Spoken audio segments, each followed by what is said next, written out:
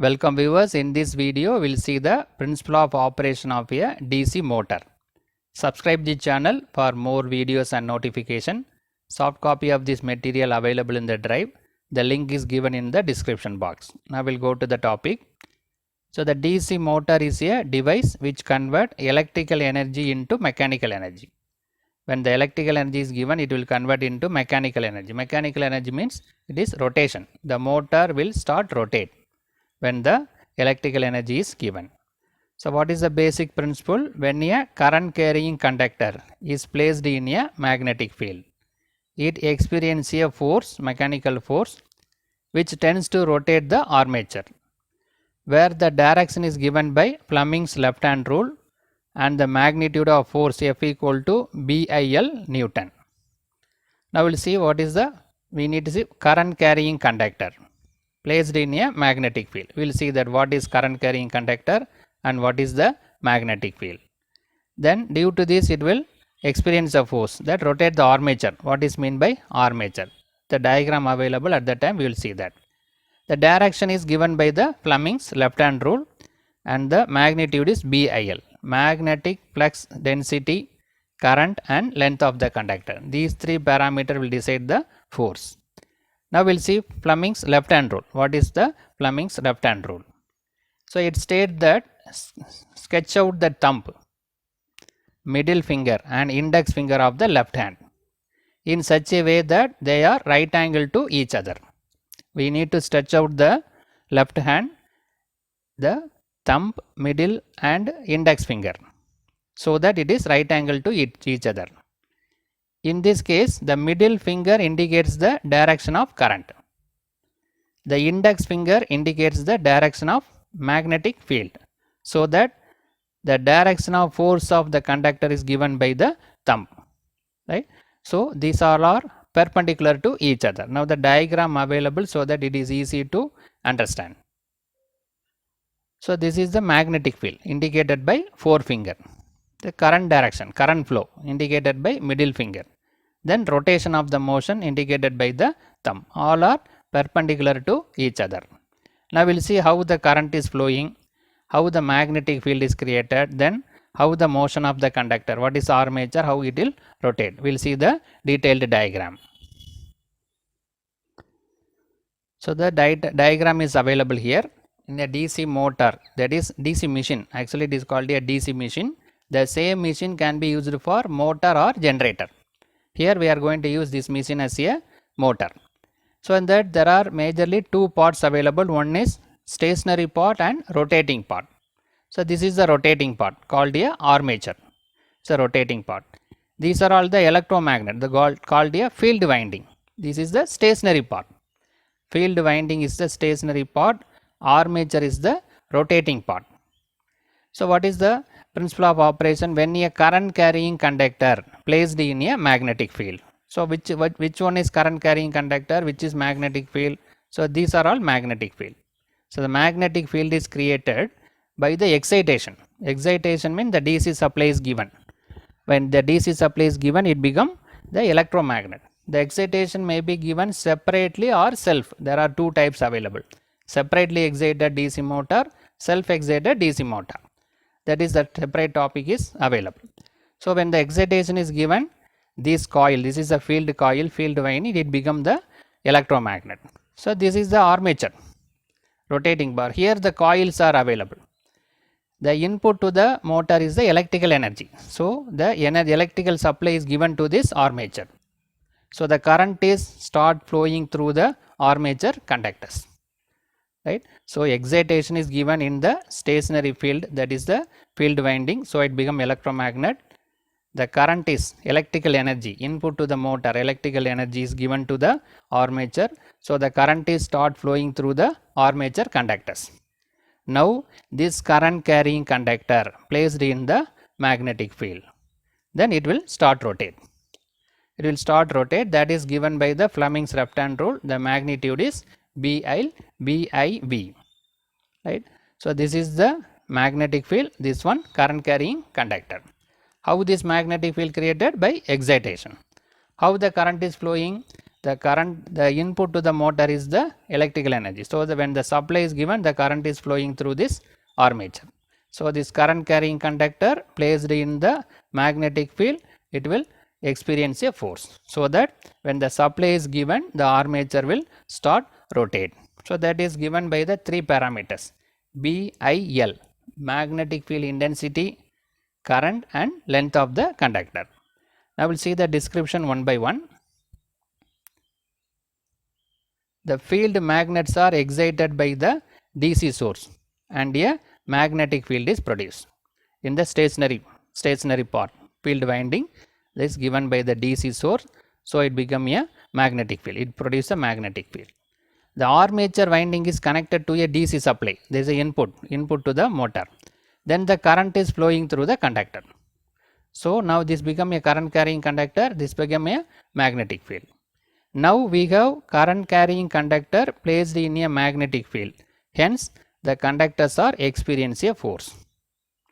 The windings are connected in such a way that conductor under N pole are assumed to carry the current downwards and these conductor under the S pole carry the current upwards. So, the current will be upward and downward in alternate coil, so that then only we can produce the N pole and S pole alternatively in order to go for a attraction and repulsion principle, right. So, current going downward and upward alternately, so that N pole and S poles are created. The direction of force on each conductor is given by Fleming's left hand rule. Thus, the forces collectively produce a unidirectional torque which causes a rotation of the armature, right. The force is created in each and every coil, collectively it will produce the torque, so that it will start rotate the armature. Conceptually, there is no difference between the generator and motor, I already told. Same machine can be interchangeably used as a generator or a motor, right. Motor means electrical energy is given as a input, generator means mechanical energy is given an input, electrical energy is taken as a output. So, function of commutator in a motor is the same as the generator. In generator, it is used to collect the current, here it is used to supply the current to the armature winding. By reversing current in each conductor, it passes from one pole to another, it helps to develop the continuous and unidirectional torque, right. So, it will able to supply the current continuously to the armature winding, so that it start rotating. So, it is used to help the develop the continuous and unidirectional torque, right. So, this is the principle of operation. One important thing is we have the back EMF or counter EMF. For any force we have the opposing force, here we have back EMF. Due to back EMF only the motor is rotating. We will see what is meant by back EMF. When a armature of motor rotates, the conductor also rotates, hence the cut the flux, then EMF is induced in the conductor according to the Faraday's law of electromagnetic induction. So, this is nothing but the generator principle available in the motor, right. This armature conductor cut the flux, whenever the conductor cuts the flux, EMF is generated, that is the Faraday's law of electromagnetic induction. Here the armature conductors that will cut the magnetic flux, so that EMF is induced. Now, we will see the direction. So, this is supply voltage given, supply voltage is going downward direction, but back EMF is created in upward direction. So, both are opposite to each other, right. So, this is the supply voltage, this is the back EMF, so armature current. So, because of both the directions are opposite, it is called as a back EMF. The direction of back EMF is given by Fleming's right hand rule, because Fleming's right hand rule is applicable for a generator. Here EMF is induced, so that it is given by Fleming's right hand rule. The direction of this EMF is in opposition to the applied voltage, that is by Lenz's law, right. Now, we will see what are the advantages, why we are concentrating the back EMF. We will see this one by one. Because of its opposing direction, it is called as a back EMF or counter EMF. What is the KVL equation? EB plus IARA minus V equal to 0. Otherwise, V equal to the applied voltage equal to converted into back EMF and armature resistance drop. V equal to EB plus IA RA, right. So, in that generated it is actually it is opposite. EB equal to EG, generated voltage equal to V plus IA RA. Here applied voltage equal to EB plus IA RA.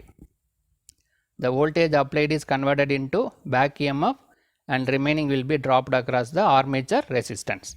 So, this is called as a voltage equation of the motor, V equal to EB plus IA RA. So, from this we can write EB equal to V minus IA RA. So, that IA RA equal to V minus E, that is interchanged. So, that IA equal to V minus E divided by RA. The armature current is nothing but applied voltage minus back EMF divided by RA. So, from this equation, back EMF oppose the applied voltage. The applied voltage will have to overcome the opposition offered by the back EMF and force the armature current into the armature, because this back EMF opposing the applied voltage, but this applied voltage need to overcome this back EMF, so that it require more current. So, it will allow the armature to flow more amount of current in the armature. So, that is given because it is opposing each other, but the applied voltage will try to rotate the motor in the same speed by getting the more current through the armature. V must be large enough to balance both the voltage drop in the armature resistance as well as the back EMF. So, already armature resistance drop is there. In addition, we have back EMF also there, so that the voltage will reduce, but the V must be larger. V must be overcome to these two drops. So, the power required to overcome EB is EB into IA. So, this back EMF into IA will give us the power required to overcome. So, EB can be written as P pi N divided by 60 into Z by A. So, this is nothing but the generated EMF generated in generator. So, the same equation can be used for back EMF also, or EB equal to K pi into N, because all these parameters are constant, only pi and N is variable. This number of poles, conductor, parallel path all are constant. So, we can write like this. So, by analyzing this equation we will come to the conclusion. So, EB depends upon the speed, back EMF depends upon the speed of the motor, right. So, both are proportional. If speed increases, the back EMF also will increase. If speed decreases, the back EMF also decreases. So, finally what it will do? So, the EB will act as a governor. So, it makes the motor self-regulating, so that it draws as much current as increasing. So, it is act as a governor. So, EB increase means speed also increase, EB decrease means speed also decreases, right. So, due to that it is act as a governor. So, depends upon the load, how much current is required, that will be drawn by the motor. So, other thing regulated by this EB, right. So, it is act as a regulator. So, it is given, it draws as much current as it is required, necessary. But which amount of current is necessary, that will be drawn by the motor, right. So, this back EMF will act as a important role in the motor. It act as a regulator, it is a self regulator of a motor. So, in this video we discuss about the principle of operation of a DC motor. Subscribe this channel for more videos and notification. Soft copy of this material available in the drive. The link is given in the description box. Thank you for listening. Welcome viewers, in this video we will see the torque equation of a DC motor. Subscribe this channel for more videos and notification. Soft copy of this material available in the drive. The link is given in the description box. Now we will go to the topic. First we will see what is torque. Torque is the twisting or turning moment of force about an axis. So, it is nothing but twisting force or turning moment. So, rotation with a force is called a torque. So, it is the product of force and radius at which the force is acting. So, it is a product of the radius and force. Now consider this. This is maybe a drum, brake drum of the DC motor. So radius, this is radius Rm. So rotation N in RPS, revolution per minute. So this is the force created, F. So this F into Rm is nothing but a torque. What is the force created and what is the radius? These two will give the torque equation. So that is given. Torque equal to R into F Newton meter. The unit is Newton meter. Let the force of F Newton act on pulley of the radius R meter and rotate at a speed of N RPS, revolution per minute. Then the torque is nothing but radius into force.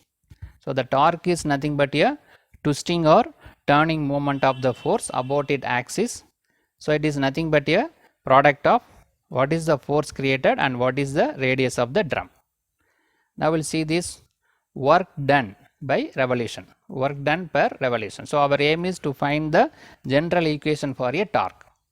So the work done by revolution equal to work done by force in one revolution. So that this work done by force in one revolution means force into distance traveled. What is the force and what is the distance travel? That is given by this work done by the force. The force is F, distance travel is 2 pi r, 360 degree. It is rotating 360 degree. So that it is a circumference 2 pi r. So 2 pi r F is nothing but work done per revolution. The speed is given in RPS. Speed N is given in the RPS. So revolution per second equal to N. So RPS, revolution per second. So the N is nothing but revolution per second. So that work done per second is nothing but work done per revolution into work done per second. So by multiplying these two we can get work done per second. This is work done per revolution. So the work done per second is nothing but work done per revolution is 2 pi rf, that is available here. Work revolution per second is nothing but N, speed, right? So by multiplying these two, work done by second equal to 2 pi N into T. So this R into F is nothing but torque. This R into F is nothing but torque. We already discussed. The radius and force is nothing but a torque, right? So that 2 pi N into T, 2 pi speed into torque, that is nothing but work done per second watts. So this is the output we are getting. The power developed in the motor is nothing but 2 pi Nt, right? This T is nothing but R into F. So the work done per second is nothing but a power developed, that is equal to 2 pi Nt watts. If the speed is RPM, then P equal to 2 pi Nt. If the speed is RPS, if it is RPM, revolution per minute, the power developed is nothing but 2 pi Nt divided by 60, right? If it is RPM or RPM or RPS, we need to use this formula. So based on that, we can go for a derivation of a armature torque. It's called a TA. Let TA be the torque developed by the armature rotating at n RPS. So again, we are taking only RPS. We are not taking the RPM. We are considering RPS. So power developed based on the derivation, power developed in armature is 2 pi N into TA watts. Just now we got this expression. The same thing, the electrical equivalent of mechanical power developed. So this is the power developed given in terms of the mechanical. In terms of electrical, it is EB into IA, back EMF into armature current. So both are equal. This is given in terms of mechanical parameter, this is given in terms of electrical parameter. So we can equate on both the equations. Both are power developed. So EBIA equal to 2 pi N into TA. We will take this is equation number 3. So equation number 1, equation number 2, and this is equation number 3. But we know that the back EMF EB is P pi N into Z by A, the general formula. So this is the equation for generated EMF that can be used for back EMF also. Now we can substitute this EB in this equation number 3. So EB into IA equal to 2 pi NT. You substitute EB, P pi N into Z by A into Ia equal to 2 pi n into t. Now n got cancelled. This n number of speed is got cancelled. So p pi z Ia divided by a into 1 divided by 2 pi equal to ta. This 2 pi is brought in the denominator. So by rearranging that, ta equal to 1 divided by 2 pi p pi z Ia divided by a. Right. So we, by simplifying this 1 divided by 2 pi, we got 0.159. The armature torque equal to 0.159 pi z Ia into p by a. The unit is Newton meter. Now we got the expression for armature torque. In the armature torque equation, this number of conductor, number of pole, number of parallel path is always constant. Only the variable is pi into Ia, the flux and armature current. These two are variable parameters. Remaining are constants, or always constant. So by considering this pi and Ia, if it is series motor, mean pi is directly proportional to Ia, because armature, field, everything connected in series, same current is flowing through the armature and load also. So when the armature current increases, the flux also increases. So both are proportional to each other. So pi Ta equal to pi into Ia, right? This pi can be replaced by Ia because pi is proportional to Ia, so that it is Ia square. Ta equal to Ia square. It is square of the armature torque is proportional to square of the armature current. So when the armature current increases, the torque also increases in a parabolic manner, not a linear manner. Because of Ia square, it is in a increase in parabolic manner in case of series motor. In case of shunt motor, pi is constant.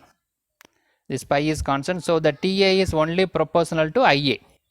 When the Ia increases, the torque also increases in a linear manner. This will be in a parabolic manner, Ia square, but this is linear manner, right? So in series motor, torque is proportional to armature torque is proportional to Ia square. In case of shunt motor, it is proportional to Ia. So from the equation 3, we can go for one more derivation. EB Ia equal to 2 pi n into Ta. Previously we substituted the EB value. Now we will keep EB as it is. So that Ta equal to EB by Ia divided by 2 pi n. This EB is brought, this 2 pi n is brought in the denominator. So this n is we consider as RPS. If it is RPM, you have to divide by 60. N is divided by 60. So this n divided by 60, it will go to the numerator. 60 divided by 2 pi into EB Ia divided by n.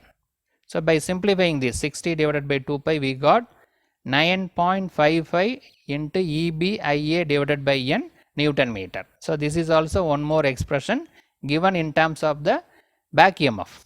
If we substitute the back EMF, the expression what we got is the previous expression. So that is in terms of the number of pole, number of conductor, armature, number of parallel path, all these things. But here EB is kept as it is. So based on the data, we can use either this equation or previous equation. 9.55 EB Ia divided by n, in the unit is Newton meter. Now we'll go to the armature torque. Now we discuss the armature torque. Now we'll go to the shaft torque. The part of armature torque is used to supply iron and friction loss, and the remaining is available at the shaft as a useful work. The torque developed in the armature is not fully available at the shaft. Some of the torque is lost due to iron and friction loss.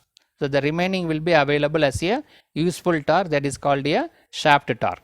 So due to losses, some torque is reduced.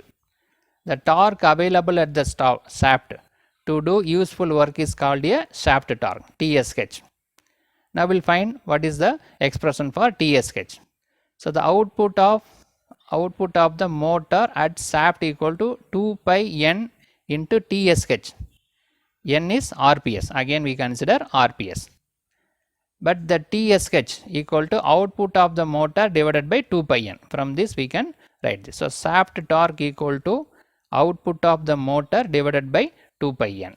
Suppose if it is the RPM, if the speed is taken as RPM, then it is output of motor divided by 2 pi n into 60. The 60 will go to the numerator. So So 60 divided by 2 pi, output of motor divided by N. By simplifying this, we got 9.55 output of motor divided by N. It's a shaft torque. This one is applicable for RPM. So the difference between this TA and TSH is the lost torque, and is this due to the iron and friction loss, right? The torque developed in the armature is not fully available in the shaft. That is, some of the torque is lost due to iron and friction loss. So that can be calculated by subtracting these two. That will give the iron and friction loss. In this video, we discuss about the torque of the motor, the general expression for torque of the motor, followed by armature torque, then shaft torque. Subscribe the channel for more video and notifications. The soft copy of this material available in the drive. The link is given in the description box. Thank you for listening. Welcome viewers. In this video, we will see the losses and efficiency of a DC generator. Subscribe this channel for more videos. The soft copy of this material available in the drive. The link is given in the description box. Now we'll go to the topic. So first we'll see the efficiency. The efficiency of DC machine is the ratio of the output to the input. So the DC machine is nothing but it can be act as either generator or motor. Both are same. Construction wise there is no difference. So that is given as a DC machine. So the efficiency is nothing but output power divided by the input power. What is the power we are getting and what is the power given to the machine? So that ratio will give the efficiency. The whole amount of input energy to the DC machine is not available at the output. The input what is given to the DC machine not available at the output. Why? Because of various losses takes place in the machine during the process of electromechanical energy conversion, right? The input given is not exactly available at the output. In between some losses will occur, right? So that we can write input equal to output plus losses. The input what we are giving, so it is converted into output plus sum of the losses. By adding the output and losses, we will get the input. So what are the losses available in the DC machines? One is the copper loss, because we are having the windings. Copper windings are available. So the losses takes place in the copper coil, and we have the core is available. Magnetic core is there. So the loss available in the core is nothing but a iron loss or core loss or magnetic loss, right? The core is there and winding is there. The loss available in the winding is a copper loss. Loss available in the core is nothing but a core loss or iron loss or magnetic loss. Then we have mechanical losses also available. Due to friction and vintage, some losses will occur, that is called a mechanical loss. Now we'll go to the copper loss. So the copper loss means loss happened due to the copper coil. The loss takes place due to the current flowing through the winding is called a copper loss. The winding is available in the three different places. Either armature copper loss. The winding is available in the armature and as well as field. The winding is available both in armature as well as field. So the loss occur in the armature is called a armature copper loss, Ia square into Ra. The loss available in the shunt field copper is nothing but shunt field copper loss, Ish square into Rsh. The loss in the series field is called a series field copper loss, Isc into Rs, Isc square into Rs, right? So the copper available in both rotating part as well as stationary part, so that it is called a three different type, either armature copper loss or shunt field copper loss or series field copper loss. Then we will go to the iron loss. So the iron loss is due to the loss in the core. So these losses include hysteresis losses and eddy current loss. There are due to the rotation of the iron core of the armature in the magnetic flux of the field pole. These losses are almost constant.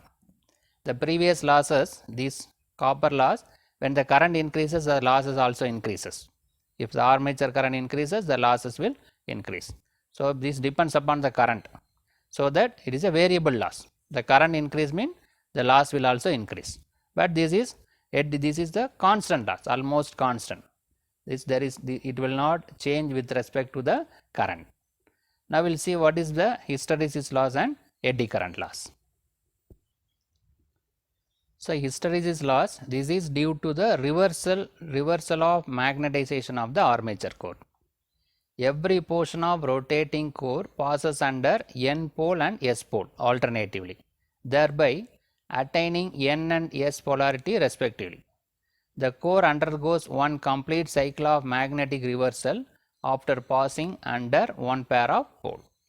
So, in order to rotate, we are creating N pole and S pole alternatively. The winding connections are given in such a way that it will create N pole, next by S pole alternatively it will create. So, this reversal of magnetization, due to the reversal of magnetization, the losses occur, that is called a hysteresis losses, that is given by this B power 1.6 max F into V. F is the frequency and that V is the velocity, right. So, this is the formula for a hysteresis loss. Then we will go to the eddy current loss. When armature core rotates, it cuts the magnetic flux. The armature winding, actually armature winding should cut the magnetic flux, but armature windings are placed in the core. So, the core also cut the magnetic flux. So, due to that EMF is induced in the body of the core. Normally what we need is the EMF should be induced in the armature winding, but armature winding is placed in the armature core. So, in that core also cut the magnetic flux and EMF also induced in the core, which cause the current to circulate in the body of the core, which is called a eddy current, right. The EMF induced in the core of the core, due to that current circulate, that is called a eddy current. The loss due to the flow of this current is called a eddy current loss. It is K into B max square F square T square into V square, right. So, this is the magnetic field intensity, magnetic flux density, frequency, thickness and velocity, right. So, these two losses due to magnetic reversal as well as the EMF induced in the core. Now, we will go to the third type, mechanical loss. So, due to friction and windage, some losses will occur, that is called a mechanical loss. Friction means due to the friction, windage is nothing but the force between the rotor and air, right. This is called a mechanical loss. So, these loss also almost constant, it will not vary with the current, right. So, that stray loss, we have one more term, the magnetic and mechanical losses together is called a stray loss, because these two are constant. Mechanical loss also constant, magnetic loss also constant. So, by adding these two, given the new name stray loss. Now, we will go to the next one. Further, we have constant loss and variable loss. Again, it is split into two major divisions. Constant loss. What is constant loss? The shunt and compound machine where the field winding is constant. The shunt field winding copper loss is also constant. If it is series field, means when the current increases, the losses will increases. But in the shunt field, the current is almost same. The current will not increase, depends upon the load. So, the shunt field copper loss also we can take it as a constant loss, right. So, already we have constant losses available. This is called a stray loss, that is the sum of magnetic loss and mechanical loss. So, the stray loss along with the shunt field copper loss is called a constant loss or standing loss, right. So, the stray loss already we discussed, the sum of mechanical and magnetic loss. If you add the shunt field copper loss, because it is also almost constant, by adding these two we can take it as constant loss or standing loss. These losses are independent of the current. Then what about the variable loss?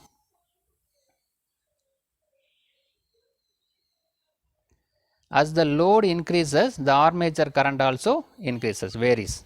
The armature current depends on the load. So, the armature copper loss vary with the load. Therefore, armature copper loss is called a variable loss, right. Either the armature winding or series field winding, when the load increases, armature current also increases, so that the losses also will increase, that is armature copper loss, right. So, the total loss is nothing but constant loss plus variable loss. The constant loss is taken as WC, variable loss is IA square into RA, right.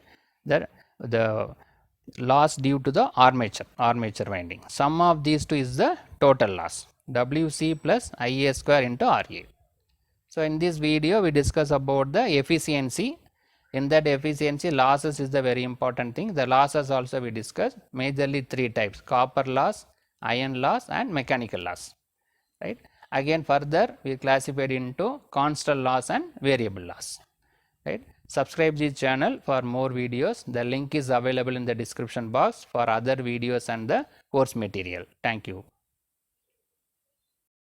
Welcome viewers. In this video we will see the power stages of a DC motor.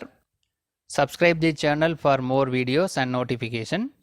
Soft copy of this material available in the drive. Link is given in the description box. Now we'll go to the topic, power stages of a DC motor. Before going to the power stages, we see the losses. What are the losses available in the generator or motor? Both are same. So we have three different losses available: copper loss, magnetic loss and mechanical loss. Now we'll see these losses in detail. So the losses takes place in the DC machine. DC machine mean it can be used as either motor or generator. Copper loss, iron loss or core loss or magnetic loss, then the mechanical loss. First we will see the copper loss. The loss takes place due to the current flowing through the winding is called the copper loss. That is the winding available in three different places. That is one armature, either armature copper loss, IA square into RA, and field winding. It may be series field or shunt field. So shunt field copper loss, ISH square into RSH. Similarly, series field copper loss, ISC square into RSC. The loss due to the winding of is nothing but a copper loss, because windings are made up of copper. That copper available in armature as well as field. Field may be series field or shunt field. Then iron loss, core loss or magnetic loss.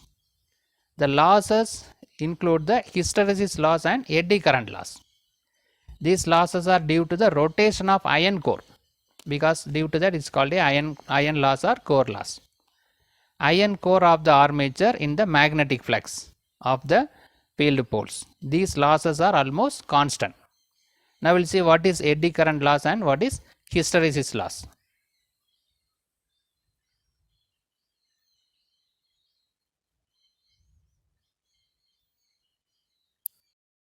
So hysteresis loss, this is due to reversal of magnetization of the armature core. Every portion of the rotating core passes under N pole and S pole alternatively, thereby attaining N and S polarity respectively. The core undergoes one complete cycle of magnetic reversal after passing under one pair of pole.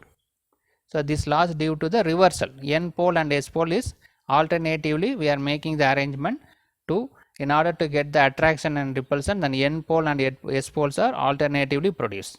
So due to this reversal, the reversal of magnetization of the armature core, the loss happened, that is called a hysteresis loss. It is nothing but it is B power 1.6, B max power 1.6 F into V. So formula for the hysteresis loss. Then we will see the eddy current loss. When the armature core rotates, it cuts the magnetic flux. Hence EMF is induced in the body of the core, right. This armature conductor, armature while rotating, it cuts the flux. Actually the field coil should cut the flux, armature conductor, but core also cuts the magnetic flux. So due to that EMF is generated, so which cause a current to circulate in the body of the core. So that current is called eddy current. So due to that eddy current, some losses will happen. So this is a formula for the eddy current. So these two are due to the iron core. These two losses due to iron core. Then third one is the mechanical loss, friction loss or vintage loss. This is due to the almost constant. These losses are almost constant. So the armature, first one copper loss, second one iron loss, third one mechanical loss. The second and third is almost constant. iron loss and mechanical loss are constant. Accordingly, one more classification available, stray loss. The magnetic and mechanical losses together is called a stray loss. Magnetic loss and mechanical loss together is called as a stray loss. Now we will go for further classification. So we have one more constant loss. For example, shunt and compound machine where the field current is constant. The shunt field copper loss is almost constant. Only very less amount of current is flowing through the shunt field winding. But in series field winding, full current is flowing. But in shunt field, only less amount of current is flowing. It is not also varying. So the stray loss along with the shunt copper loss is called a constant loss or standing loss. It will not vary with the load. So that stray loss, that is nothing but magnetic loss and mechanical loss. By adding shunt field copper loss, we can take it as a constant loss or a standing loss. Then we have variable loss available. Similar to the constant loss, we have variable loss. As the load increases, the armature current varies. The armature current is independent of the load, is dependent on the load. So the armature copper loss varies with the load because Ia square Ra. If armature current increases, the loss will also increases. So this depends upon the load. Therefore, armature copper loss is called a variable loss. All other losses are constant loss, right? So that variable loss equal to armature copper loss. So the total loss is nothing but constant loss plus variable loss, that is Wc plus Ia square into Ra. This is the constant loss and this one variable loss. Now we will go to the power stage. So here one more condition is given. Condition for maximum power developed is nothing but back EMF equal to V divided by 2, applied voltage divided by 2. So that will give the maximum power developed. Back EMF is created in the motor, that should be equal to half of the applied voltage. Then we will get the maximum power developed. Similarly, the condition for maximum efficiency is armature copper loss equal to constant loss. This is nothing but variable loss, that is variable loss equal to constant loss. Just now we discussed what is variable loss, what is constant loss. If both are equal, we will get the maximum efficiency.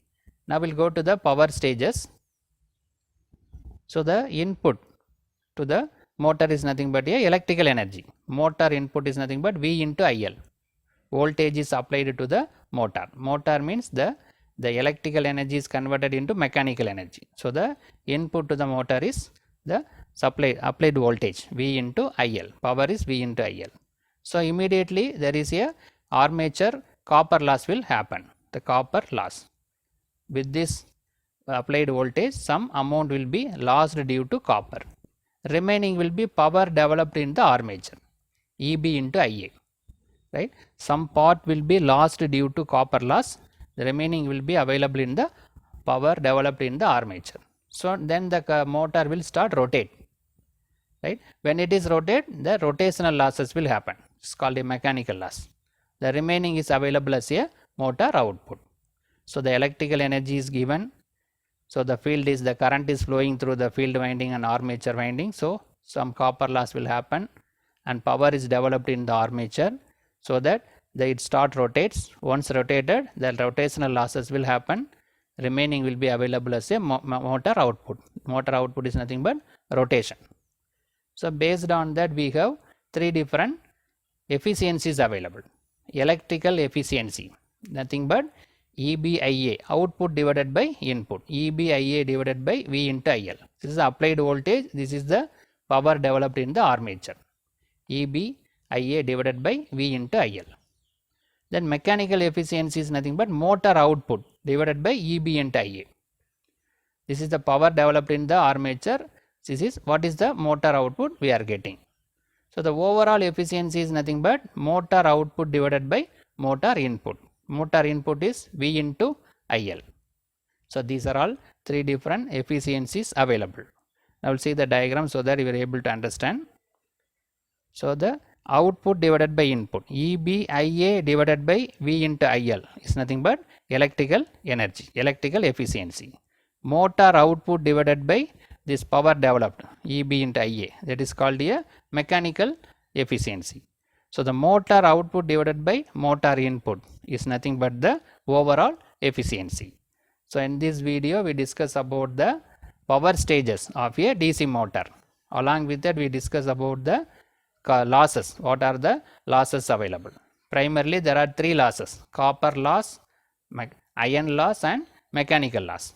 Copper loss means loss happened due to the copper winding. The windings are made up of copper. So the copper winding available in three places: armature copper loss, shunt field copper loss and series field copper loss.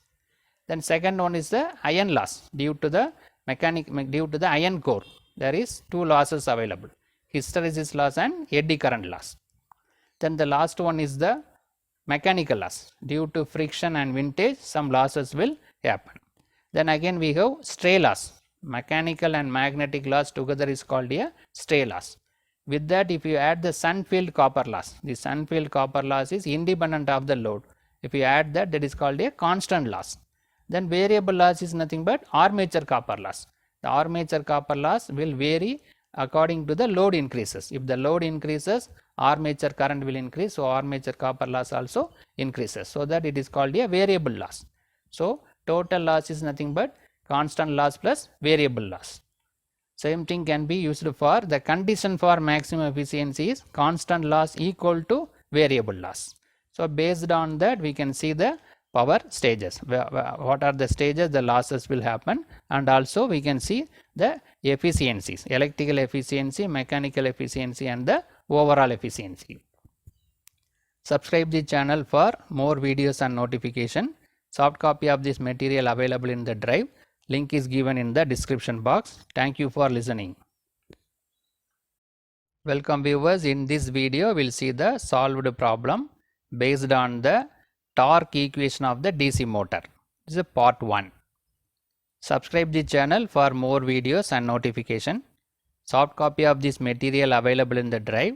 The link is given in the description box. Now we will go to the problem. A 250 voltage 4-pole wave wound DC series motor has 182 conductor on its armature. So this problem based on the series motor. It is wave connected. 4 poles available, 250 voltage and 182 conductors are available in the armature. It has armature and series field resistance of 0.75 ohm each. The motor takes a current of 40 ampere. Estimate its speed and gross torque developed if it has a flux per pole of 25 milliweber. So this is the problem given. We will see the data. What are the given data? The voltage is given 250 voltage, terminal voltage. Number of pole equal to 4. 4 poles are available. It is given wave connected. The winding is wave connected. If it is wave connected means number of parallel path always equal to 2. Parallel path is number of parallel path is always 2. Then number of conductors is 782. 782 conductors are available. Then RA, armature resistance is 0.75 ohm. Then series field resistance is 0.75 ohm. Both are equal, same. Then load current is 40 ampere. The flux is given 25 milliweber. Milli means 10 to the power minus 3. So 25 into 10 to the power minus 3 Weber, right? 25 milliweber. The question is we need to find the speed of the motor as well as gross torque developed in the motor. So this is coming under series motor. Now we will see the equation. So the back EMF available in the DC motor is EB equal to P pi N divided by 60 into P by A. This number of pole, flux, number of conductor divided by 60 into number of P by A, number of pole into A.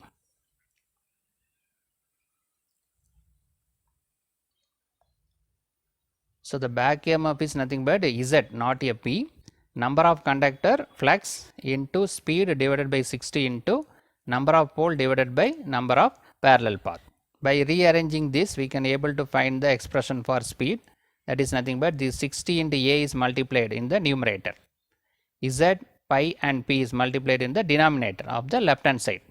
So that n equal to EB into 60 into A divided by P by Z. So this is the expression for the speed of the DC motor. In that all these values are available: number of parallel path, number of poles, flux and number of conductors available, but EB is not given, back EMF not available. So we need to find the back EMF. Once we calculated the back EMF, we are able to find the speed of the motor.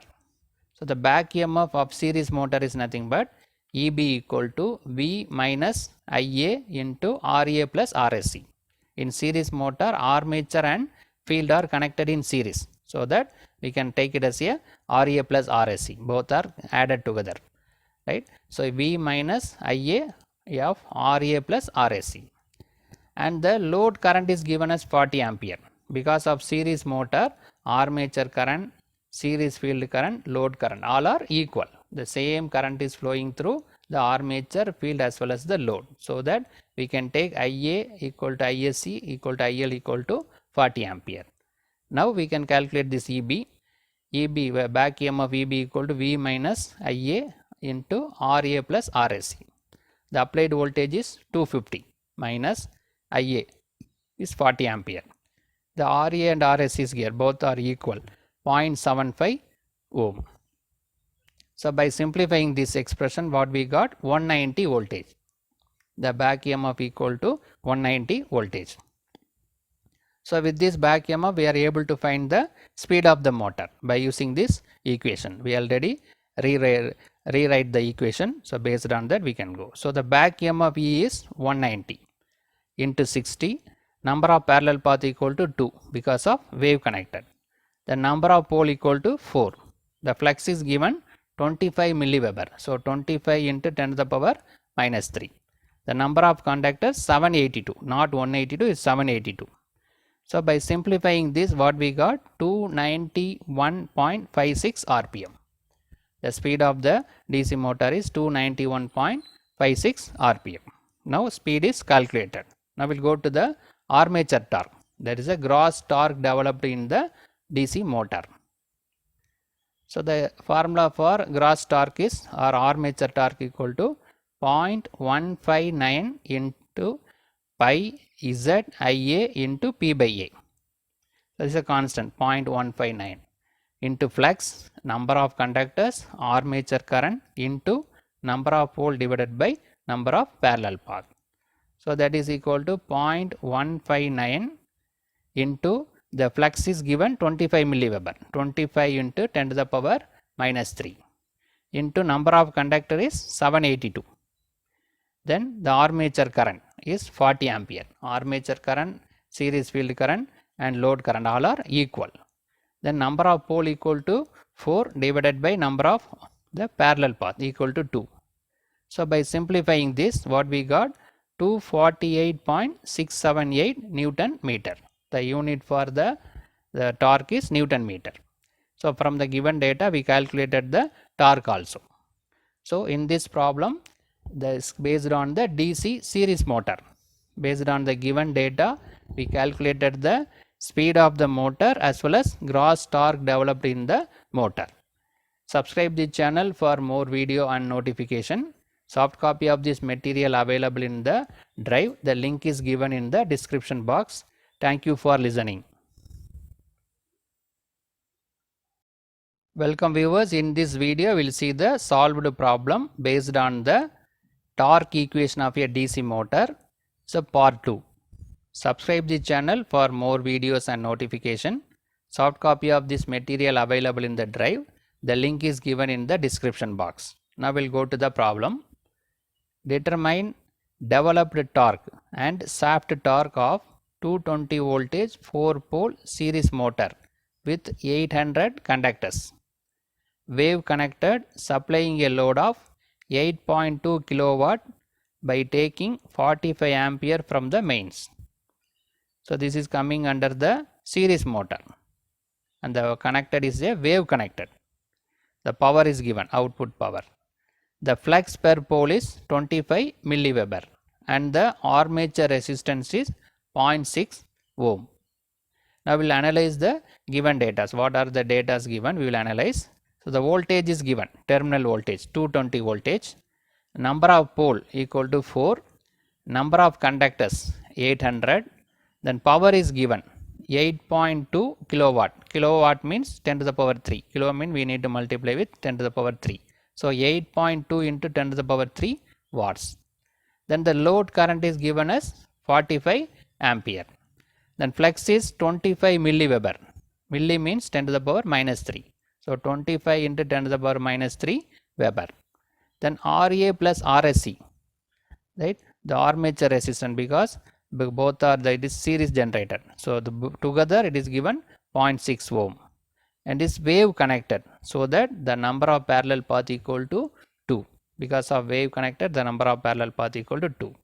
So we need to find the developed torque, that means armature torque, and as well as shaft torque, right?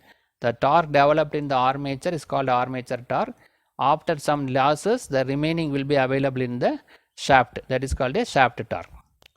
Right. Now we'll see that in a series motor, this armature current Ia equal to Isc equal to IL, all are same, both all are connected in series. Armature, field and load all are connected in series, so the same current is flowing through all three, so that it is 45 ampere. Now we'll see the armature torque, Ta equal to 0.159 pi Zia into P by A, that is flux into number of conductors, armature current, pole divided by number of parallel path. So this that Ta equal to 0.159 into the flux is given 25 milliweber. So 25 into 10 to the power minus 3. Number of conductor is 800. Armature current is 45 ampere is available. The number of pole is 4 divided by number of parallel path is 2. So by simplifying this, what we got, 286.2 Newton meter. The torque developed in the armature is 286.2 Newton meter. Now we'll go to the shaft torque, the torque available in the shaft. So before that, we'll see that we need to find the speed, because shaft torque we need speed is needed. So the back EMF of the DC motor is Eb equal to P pi N divided by 60 into Z by A. This is the formula for back EMF. So by rearranging that, we can able to find the expression for speed, right? 60 into A. This is multiplied in the numerator, Eb into 60A. This P pi and Z is brought in the denominator of the left hand side, so that speed equal to Eb into 60 into A divided by P pi into Z. So this is the expression for speed.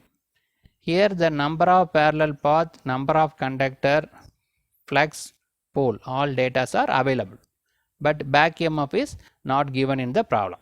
So we need to find the back EMF. So back EMF Eb equal to V minus Ia into Ra plus Rsc, because armature and field are connected in series. In problem also, together Ra plus Rac, the value is given, both are connected in series. So the applied voltage is 220 minus Ia is 45. All currents are equal. Since Ra plus Rac is given as 0.6. So by simplifying this, what we got, 193 voltage. The back EMF developed in the motor is 193 voltage. By using this, now we can able to find the speed of the motor. Eb also now calculated. So Eb into 60 into A divided by P by Z. The Eb what we calculated, 193 into 60 into number of parallel path is 2, number of pole is 4, the flux is 25 into 10 to the power minus 3. The number of conductor is 800. So by simplifying this, what we got, 289.5 RPM. Right, the speed of the motor is 289.5 RPM. By using the speed, we can able to find the shaft torque, because the formula for shaft torque is 9.55 into output of the motor divided by speed. Right, the output is already available in the problems given. Now speed is needed, the speed now we calculated. So 9.55 into 8.2 into 10 to the power 3. 8.2 kilowatt is the power output of the motor. Kilowatt mean it's 10 to the power 3. 8.2 into 10 to the power 3. The speed what we calculated 289.5. So by simplifying this, what we got 270.5 Newton meter. The torque available, available at the shaft is 270.5 Newton meter. See this shaft torque is less than the armature torque. This is the torque developed inside the motor. But after some losses, the remaining 270.5 Newton meter is available at the shaft. So in this problem, we calculated the armature torque developed in the armature as well as torque available in the shaft. Subscribe this channel for more videos and notification. Soft copy of this material available in the drive. The link is given in the description box. Thank you for listening. Welcome viewers. In this video, we'll see the solved problem based on the torque equation of the DC motor, part 3. Subscribe the channel for more videos and notification. Soft copy of this material available in the drive. The link is given in the description box. Now we'll go to the problem. A 4-pole 240 voltage wave connected shunt motor gives 11.19 kilowatt when running at 1000 rpm and drawing armature and field current of 50 ampere and 1 ampere respectively. So this problem coming under the shunt motor. It has 540 conductors. Its resistance is 0.1 ohm. Assume drop of 1 voltage per brush. Find the first one is total torque, useful flux per pole and efficiency. These 4 parameters we need to find. Now we'll analyze the given data. What are the data given? The number of pole is given, P equal to 4. The terminal voltage is 240 voltage. The power is given, output power 11.19 kilowatt. Kilowatt means is multiplied by 10 to the power 3.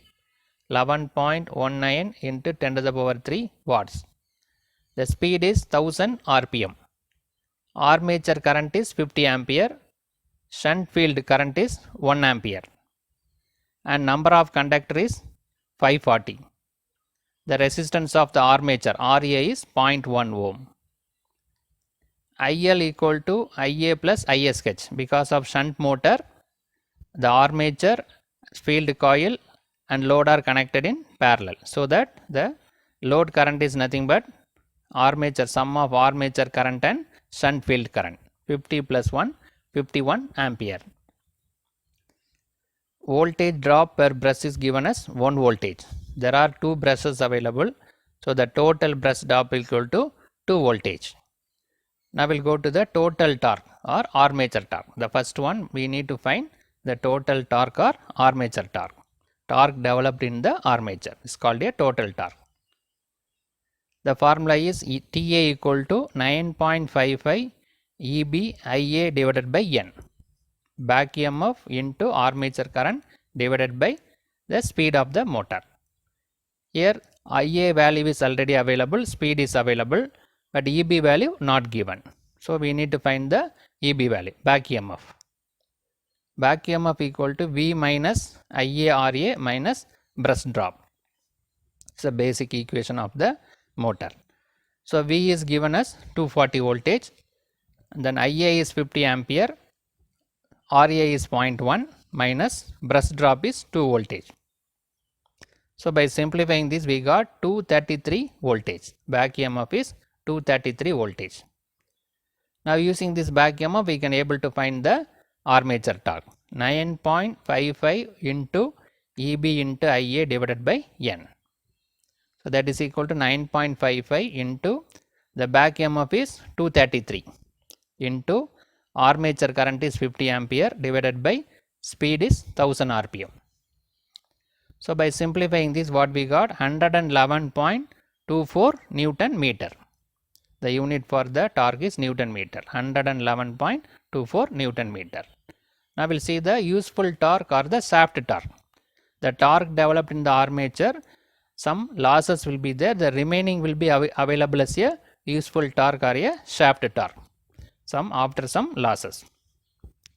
So the shaft torque, the formula is 9.55 into output divided by N, output divided by speed of the motor. So 9.55 into the output is given as 11 kilowatt. So 11.19 kilowatt. So 11.19 into 10 to the power 3 divided by 1000. Speed is 1000. So by simplifying this, what we got? 106.85 Newton meter. See this, the torque available the shaft is less than the torque developed in the armature. This is the torque developed inside the motor armature. After some friction and windage losses, remaining available at the shaft, which is lesser. This value is lesser. Now we'll go to the third parameter, useful flux per pole. The flux can be calculated from this. We'll see the back EMF EB is P pi N divided by 60 into Z by A. This is the formula for back EMF in terms of flux and the pole, number of conductors, speed, everything. From that we can able to find the, by rearranging we can able to find the expression for flux. This 60 and A is multiplied here, EB into 60 into A. This P N Z is multiplied in the denominator, so that we can able to find the expression for pi. EB into 60 into A divided by P N Z. Now we'll substitute the value. The back EMF just now we calculated, it is 233. Back EMF is 233 into 60 into the number of parallel path equal to 2, because it is given as a, the number of parallel path is given as this wave connected. This winding is wave connected, so the number of parallel path equal to 2 divided by number of pole equal to 4. Then speed of the motor is 1000 rpm and number of conductor is 540. So by multiplying, by simplifying this expression, what we got? 12.9 into 10 to the power minus 3 Weber. The unit for the flux is Weber. So this 10 to the power minus 3 can be written as milliweber. 12.9 milliweber. The flux, the useful flux in the per pole is 12.5 milliweber. Now finally we need to find the efficiency of the motor. So the efficiency is nothing but output divided by input into 100. The output power already available, 11.19 kilowatt, 11.19 into 10 to the power 3. But the input power we need to find. So the input power is nothing but terminal voltage into load current, V into IL. V into IL will give the input power. So the V is given 240, the IL is 51. So that 12,240 watts. The power applied, input given to the motor is 12,240 watts. So by using that we can able to find the efficiency.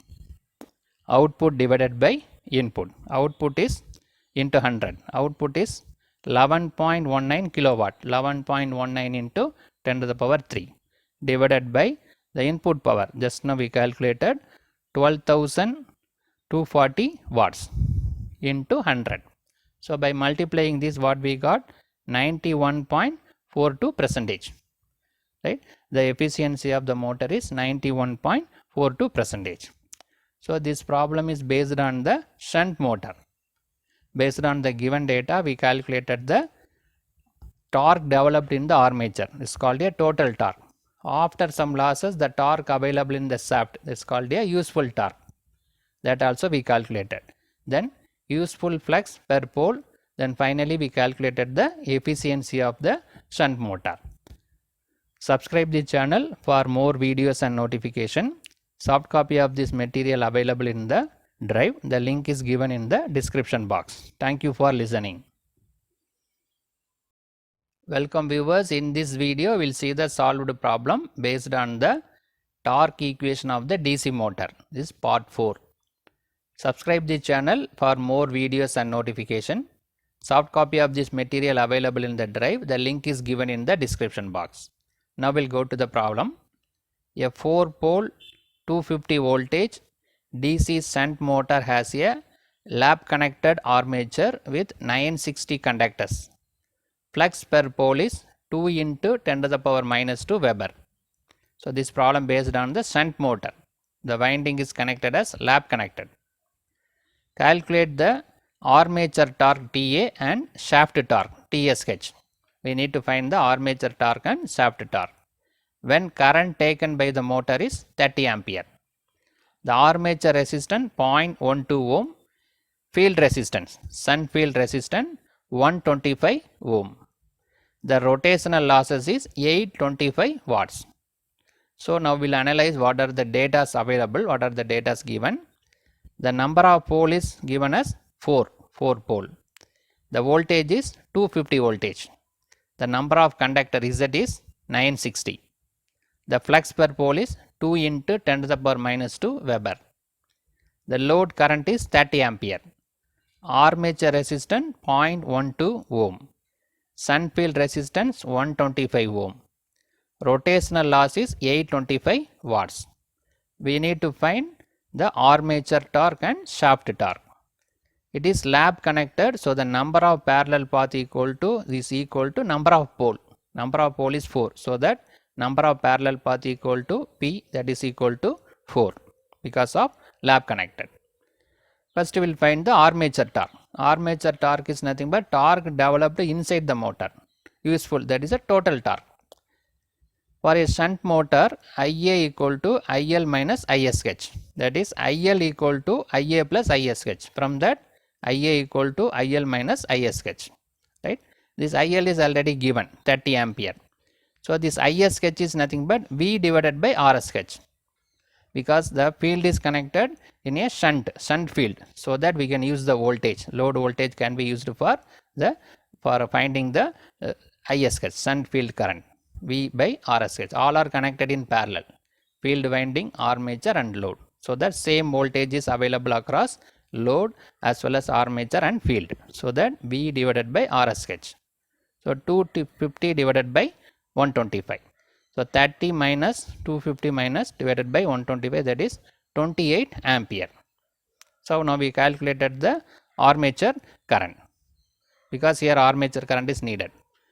So the armature torque equal to 0.159 pi Z Ia into P by A. That is flux into number of conductors, armature current, number of pole and number of parallel path. So all the data are available. Ia also now we calculated. So 0.159 into the flux is 2 into 10 to the power minus 2 and the number of conductors is 28. The armature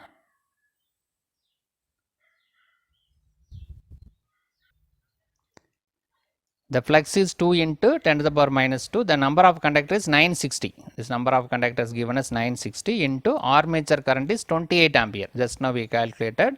Number of pole is 4 and number of parallel path also 4 because of lap connected. So by simplifying this expression, we got 85.4784 Newton meter. The torque developed in the armature, there is a total torque is 85.4784 Newton meter. Next we will go to the shaft torque. The torque developed in the armature is got some losses. Losses will be there. After the losses, the remaining will be available as a shaft torque. That is called the remaining torque will be available as shaft torque. Right? So the shaft torque, the formula is output power divided by N into 9.55. So we need a speed of the motor. The speed of the motor is not given. Right? So we need to find the speed of the motor. In order to find the speed of the motor, we need a back EMF. So first we will find back EMF, then speed, then we will go to the output power. From output power, we can able to find the shaft torque. So first we will find the back EMF, EB. For a shunt motor, it is EB equal to V minus Ia RA. The formula is V equal to EB plus Ia RA. From that, EB equal to V minus Ia RA. So the voltage is 250 minus the armature current, just now we calculated 28 ampere into the armature resistance is 0.12. So by simplifying this, we got 246.4 voltage. So the back EMF equal to 246.4 voltage. Now the back EMF, one more formula is P pi N divided by 60 into Z by A. Is very similar to the EMF induced in the generator. Here EMF is nothing but a back EMF. So by rearranging that is 60 and A is multiplied here, EB into 60 into A. Then P pi Z is multiplied in the denominator. So that we can able to find the expression for speed. N equal to EB into 60 into A divided by P into pi into Z. Now we will substitute the value one by one. The EB is nothing but 246.4 voltage. Just now we calculated. Then 60 into number of parallel path equal to 4 because of lap connected. Number of pole is given 4. The flux is 2 into 10 to the power minus 2 into the number of conductor is 960. So by simplifying this, what we got? 770 RPM. The speed of the motor is 770 RPM. Then we need one more parameter, say output power. We need output power. Then only we are able to find the shaft torque.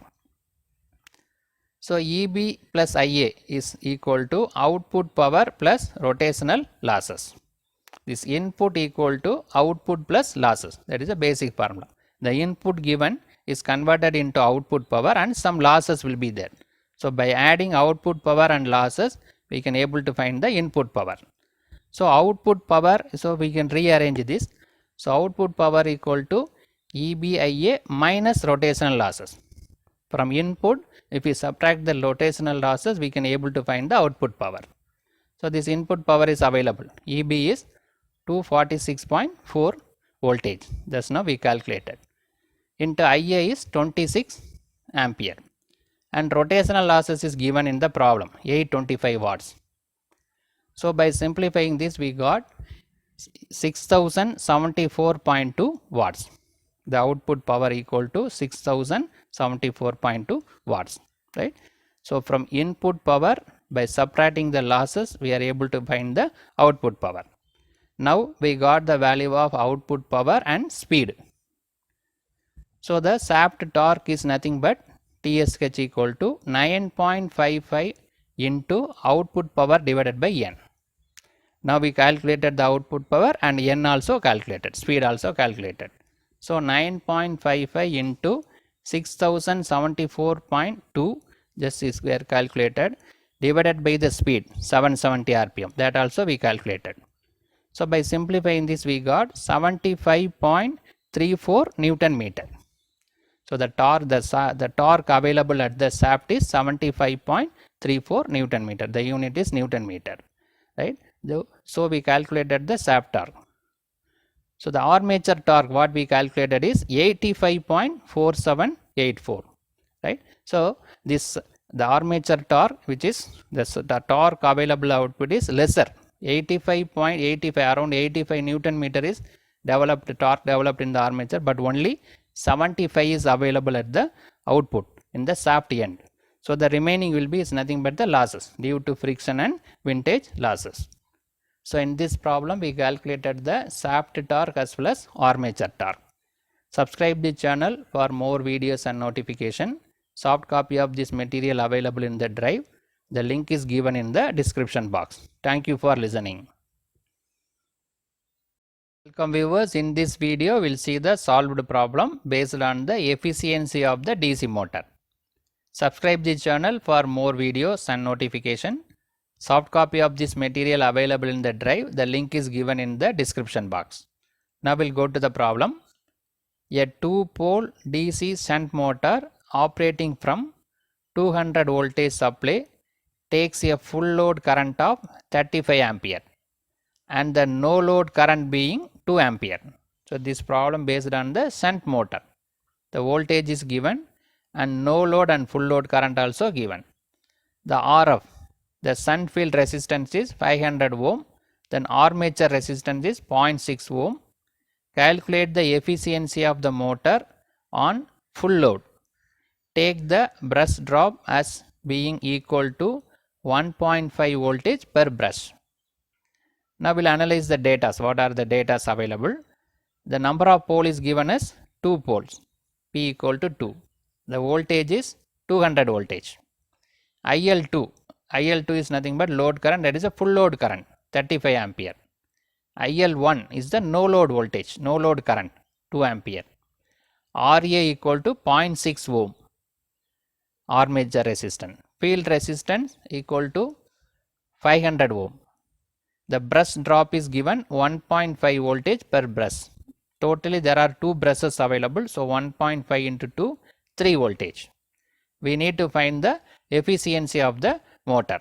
So efficiency, we know that the formula is output divided by input, output power divided by input power into 100. So we need to find the input power as well as the output power. So input at load is nothing but V into IL2. So V is 200 into IL, the load, full load current is 35. So 7000 watts, the input at the loaded condition. So the input at no load is IA1 square into RA, armature resistance drop, plus constant loss plus brush loss. So by adding all this, we can able to find the input at the no load, that is V into IL1. V into IL1 equal to IA1 square RA plus WC plus brush losses. Here all the values are available, only this, the loss is not available, the constant loss is not given. So we will rearrange the equation. So bring all the term in this left hand side, so that constant loss equal to V into IL1 minus IA1 square into RA minus brush drop. Brush loss is nothing but VB into IA1, voltage across the brush into IA1. So now all the values are available, so that we can easily find the loss, constant loss, right? So the voltage is 200 into IL1 is nothing but 2 ampere, no load current. Then IA is 1.6 ampere, given in the problem itself, the armature current, into 0.6 ohm minus 3 into 1.6. 3, the voltage, the total brush drop is 3 and the armature current is 1.6. So this armature current is calculated separately. This armature current is not given. So IA1 equal to IL1 minus ISH. In the shunt motor, this is a basic formula. This IL1 is available, no load current, 2 ampere. This ISH can be calculated as V divided by RSH, because the shunt field is connected across the load. The same voltage can be used for ISC also. The same voltage is applied across armature, field and load. So V is 200 and RSH is 500. So by simplifying this, we got 1.6 ampere. So that only substituted here, right? So by simplifying all this value, we got that the constant loss equal to 393.664 watts. The constant loss equal to the 393.664 watts. Now we will calculate the loss at the loaded condition. This is the loss due to the no load condition. So what is the loss due to this loss at the no load condition? We calculate the constant loss. This constant loss is irrespective of the load. For full load also, this value will not change. This constant loss is constant throughout the operation of the motor, right? So we can take this value for either loaded condition or no load condition. So losses at the load is nothing but IA2 into RA. Previously we have IA1 because of no load. Now it is full load, plus WC plus brush loss. Now this WC is calculated in the previous no load. By using the no load current, we calculated the constant loss, right? So this value also available, this brush also, loss also available, this IA2 also available, right? This IA2 is nothing but IL2 minus ISH. This ISH already we calculated, ISH already given. So based on this value, IA1 equal to IL1 minus ISH. So IA2 equal to IL2 minus ISH, right? So that is equal to 35 minus 0.4. This 200 divided by 500 is nothing but 0.4. ISH is 0.4. This value is not given directly here. ISH is nothing but V divided by RSH, 200 divided by 500, that is nothing but 0.4, into RA is 0.6 plus the constant loss what we calculated is 393.664. So we can use this value for constant loss into the brush loss. The voltage is 300 into IA2 is 34.6. From this we can calculate 35 minus 0.4 is 34.6. So by simplifying this, what we got is 1215.76 watts. The losses at the loaded condition. Losses at the no load condition, from that we calculated the constant loss that can be used for loaded condition also, because it is independent of the load. So now we calculated losses at the loaded condition. The input power is already calculated. So we need a output power. How will you calculate the output power? Output is nothing but input minus losses. Actually input equal to output plus losses. Right? From input, if we subtract the losses, we will get the output power. Right? So the input power already calculated is 7,000 watts. The losses is 1215.76. That's now we calculated. So by subtracting we got 5784.24 watts. So this is the output power of the motor. Output power is nothing but input power. From that if you subtract the loss, you will get the output. Now we have input power as well as output power, so that we can easily calculate the efficiency. Output divided by input into 100. Output is 5784.24 watts. The input power is 7000 watts into 100. So that is equal to 82.632 percentage. The efficiency of the motor is 82.632 percentage. So in this problem we calculated the efficiency. First we calculated the input power and we calculated the loaded constant loss using the no load condition. That value can be used for loaded condition. So that we calculated the losses. So by subtracting losses from the input power, we will get the output power. So by using input and output power, we calculated the efficiency of the DC shunt motor. Subscribe this channel for more videos and notification. Soft copy of this material available in the drive. The link is given in the description box. Thank you for listening. Welcome viewers. In this video, we will see the characteristics of a DC motor. Subscribe the channel for more videos and notifications. Soft copy of this material available in the drive. The link is given in the description box. The characteristics of DC motor is discussed in the three different quantities. The first one is armature torque, second one armature current, and third one is speed. So based on the three parameters, armature torque, armature current and speed, we can categorize the three different characteristics. The first one is the armature torque versus armature current. It's called a electrical characteristics. Second one is speed versus armature current. The third one is speed versus armature torque.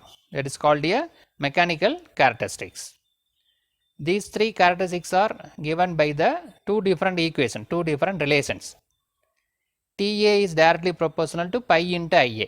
Armature torque is proportional to flux into armature current. The second one, N is directly proportional to EB by pi. Speed is proportional to back EMF divided by back EMF and inversely proportional to flux. So based on that, we can analyze the characteristics of a DC motor. First we will go to the series motor, characteristics of a series motor.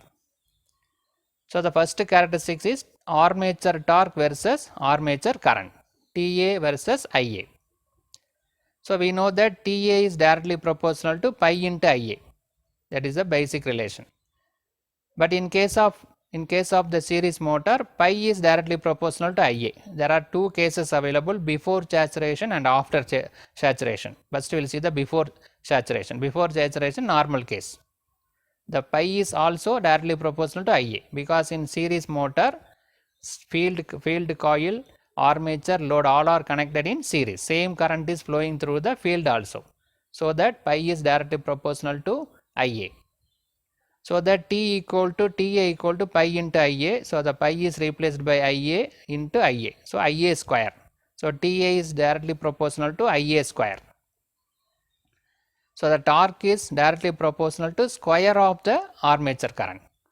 So that is nothing but when the armature current increases, the torque will increase in a parabolic manner like this, not a linear, parabolic manner. So that is given by this. This is similar to the equation of parabola, y equal to mc square, y equal to mx square. So x increases in a parabolic, the y increase in a parabolic manner. So the curve will be in a parabola. It is not a linear, it is in a parabolic manner. Series motor used where high starting torque is required for accelerating heavy masses like quickly, as in the case of crane, hosed, electric trains. So the series motor using for high starting torque. It is started with a loaded condition. That is a very important point. It is started with the loaded condition. So after saturation means the machine attained the full speed. The pi is independent of Ia. Previously, when Ia increases, pi also increases. Once it is attained the saturation, this Ia and pi will be independent. So the pi is almost constant. In that case, TA is directly proportional to only Ia. TA is equal to K into Ia. So this is very similar to the equation of straight line. So the curve also become the straight line after saturation. So before saturation, the curve is parabolic. After saturation, the curve will be in a straight line. Now we will go to the second characteristics, speed versus armature current. We know the relation N is directly proportional to EB by pi. Back EMF and flux, inversely proportional to flux. But the back EMF is given for a series motor V minus Ia into Ra plus Rsc, because the armature is connected in series with the field winding, so that we can take Ra plus Rsc. So Ra and Rsc is very small, so that Ia, Ra plus Rsc drop does not change much variation with the load. These two values are very less. So the totally this value, this drop will be, is very less, it will not vary with the load. So that we can neglect the term Ia into Ra plus Rsc because of small drop. So EB is EB is equal to only B. The back EMF is proportional is equal to only the terminal voltage. This term is neglected. So that N is directly proportional to 1 by pi, because this EB is B, that is almost constant. The applied voltage is constant. So now see the relation when the speed and flux are inversely proportional, right? When the flux increases, the speed will decreases, right? So that is given here. So in series motor, pi is directly proportional to Ia. So that N is directly proportional to 1 divided by Ia, this pi. This pi is directly proportional to Ia, so that we can replace this pi with the Ia, right? So N is inversely proportional to pi, but pi is proportional to Ia, so that we can write N is directly proportional to 1 divided by Ia, or inversely proportional to Ia. So when the armature current increases, the speed will decreases. As the load increases, the Ia will increase and speed will decrease, because both are inversely proportional. When the armature current increases, the speed of the motor will decrease. But when load is on the series motor is completely removed, Ia falls to very low value and the speed is dangerously high, because if it is not started with the load, the Ia is very less value, so that the speed will be enormously very high. So that series motor should never started at the no load condition. It is always started with the loaded condition. The series motor is called variable speed motor, and it is adjust the speed according to the load. is according to the load. So that because if the Ia falls to 0 very low value, this Ia is proportional to flux. The flux and speed is inversely proportional. The flux is low, the speed will be high, speed will be infinite. N is directly proportional to 1 divided by pi. The pi is available in the denominator. If the pi value is lesser means n value will be very high. So that speed will be dangerous. So that it is always started with the loaded condition. If it is no load means Ia falls to very low value, flux also very low value. The flux is very low mean the speed will be very high. Now we will go to the third characteristics, N versus Ia, speed versus armature torque. It is obtained from the above two plots. From the previous plot we can draw this speed versus armature torque. Now take the armature current equal to 1 ampere, find the corresponding value of TA and N from the previous curve. Locate this plot point on the graph N versus TA. Similarly, consider different values of Ia and obtain the values of TA and N and plot on the same graph. So this will give the N versus TA characteristics. That is almost, it is inversely proportional. This TA, when TA increases, the speed of the motor also decreases. When the torque increases, the speed will decreases. So the from previous two curve, by giving the different values, we can able to obtain this, the third curve, which is clearly given that it is inversely proportional. So in this video, we discuss about the what are the characteristics of a DC motor, then characteristics of DC series motor. 3 different characters we discuss. Subscribe the channel for more videos. The soft copy of this material available in the drive. The link is given in the description box. Thank you for listening. Welcome viewers. In this video, we will see the characteristics of a DC shunt motor. Subscribe the channel for more videos and notification. Soft copy of this material available in the drive. The link is given in the description box. Now we will go to the topic. The first characteristics is armature torque versus armature current, TA versus Ia. So we know that the relation between TA and Ia is TA is directly proportional to pi into Ia. Armature torque is depends upon the flux and armature current. But in case of shunt generator, the flux is constant. The flux is almost constant. So the armature torque is directly proportional to only armature current. TA is directly proportional to Ia. So that can be written as TA equal to K into Ia. K is the constant. So both are proportional to each other. When Ia increases, the torque also increases. So that is given in the graph. When the armature current increases, the torque also increases in a linear manner, because this is similar to the equation of straight line, y equal to m into x. So due to that, the curve also a straight line because of linear, and similar to the straight line equation of straight line, the curve also a straight line. When armature current increases, torque also increases. The shunt motor are not started on heavy load because they need high starting current, which will affect the voltage regulation and the electrical installation. So the shunt motors are not started with the heavy load. After started, the load can be gradually increased. Otherwise, it will take the large amount of current that will affect the voltage regulation as well as the electrical installation. But series motor can be started with the loaded condition. Now we will go to the second characteristics, speed versus armature current, N versus Ia. Speed versus armature current. So we know that N is directly proportional to EB divided by pi. The speed is directly proportional to back EMF and inversely proportional to flux. But in shunt motor, we know that the flux is constant. So the speed is directly proportional only back EMF. But the back EMF is given EB equal to V minus Ia into RA. So this RA is very small. So that Ia RA drop also very small, so that we can neglect the term Ia RA. so that the EB is equal to only voltage. This applied voltage is almost constant. This voltage also constant. Therefore, speed also constant, right?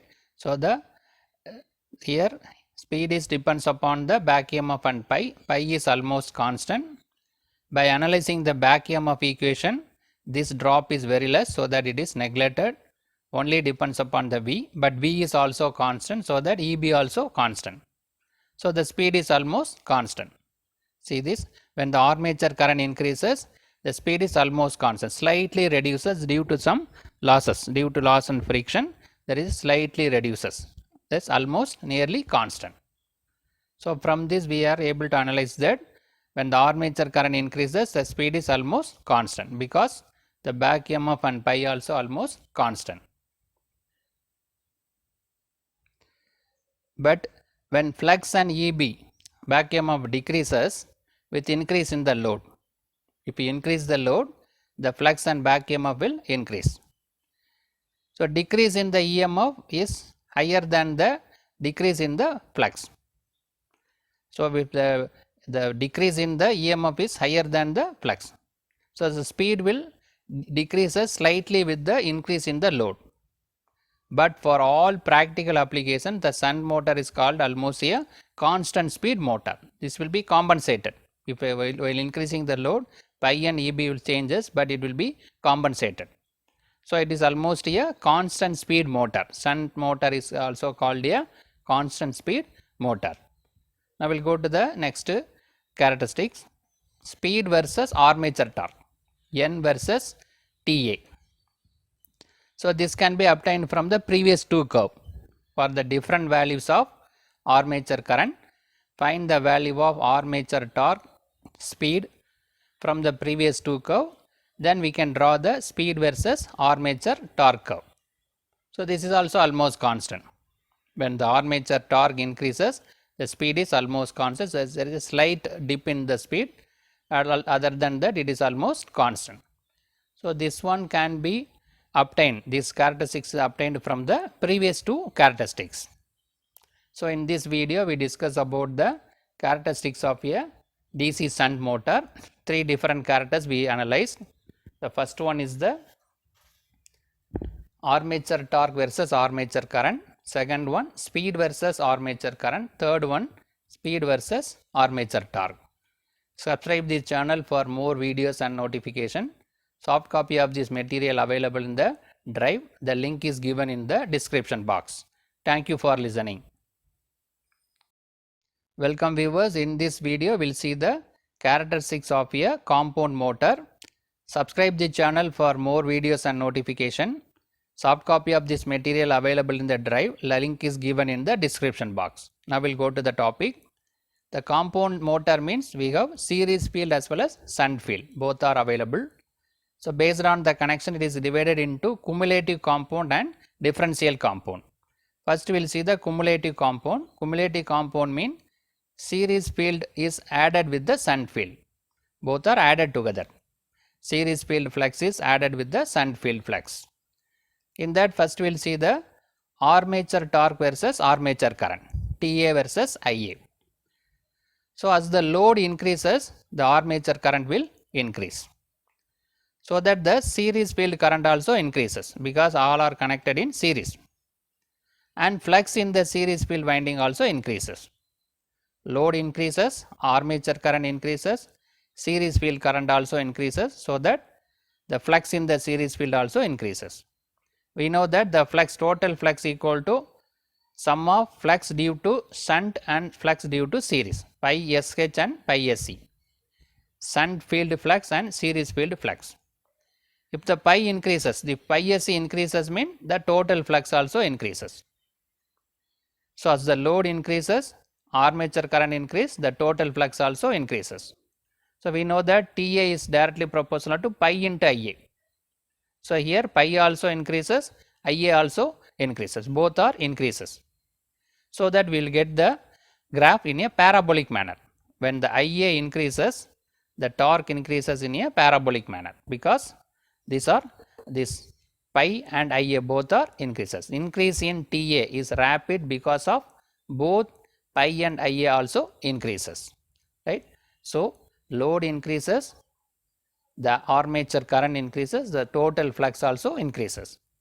So, T is pi directly proportional to pi into Ia, both are increases in a rapidly, so that it will getting in a parabolic manner. Now, we will go to the second characteristics, speed versus armature current, N versus Ia.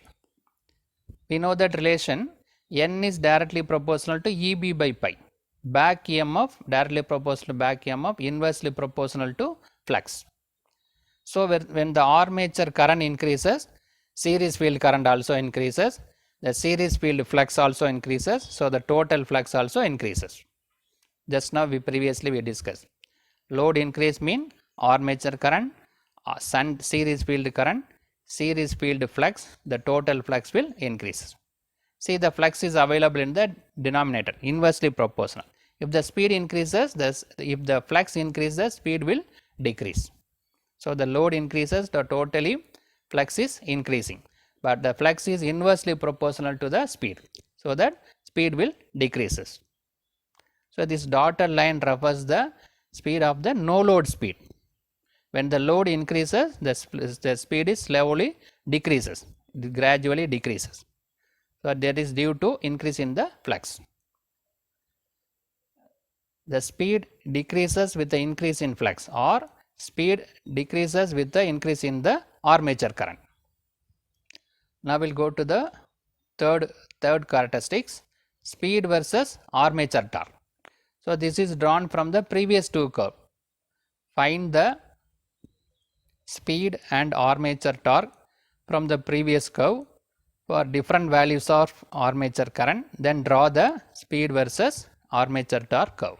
From the previous curve we can draw this. So, here also it is, when the armature torque increases, speed will decreases, slowly the speed will decreases. Now, we will go to the differential compound motor. First we will see the armature torque versus armature current. The same thing, as the load increases, armature current will increase, series field current also increase. So, the series field flux also increases. So, the total flux is pi AC minus pi S, pi SH minus pi SC, because in a differential compound, series flux oppose the shunt flux. In previous case, both series flux and shunt flux are added together. Now, it is subtracted. So, when the series field flux increases, the total flux will decrease, because both are subtraction, both are oppose each other. In previous case, both are added together. So, when the load increases, armature current will increase, but the flux will decrease. We know that relation T is directly proportional to pi into Ia, right. So, here Ia is increasing and pi is decreasing, but increasing in Ia is more than the decreasing in pi, so that it is compensated. So, the TA is increasing slowly. In previous case, it is increasing in a rapid manner, but here one parameter Ia is increasing, but another parameter pi is decreasing, but the decreasing is very less than the increasing of armature current. So, that still the armature torque will increases, slowly it will increases, right. So, when the armature current increases, the armature torque also increases. Now, we will go to the speed versus armature current.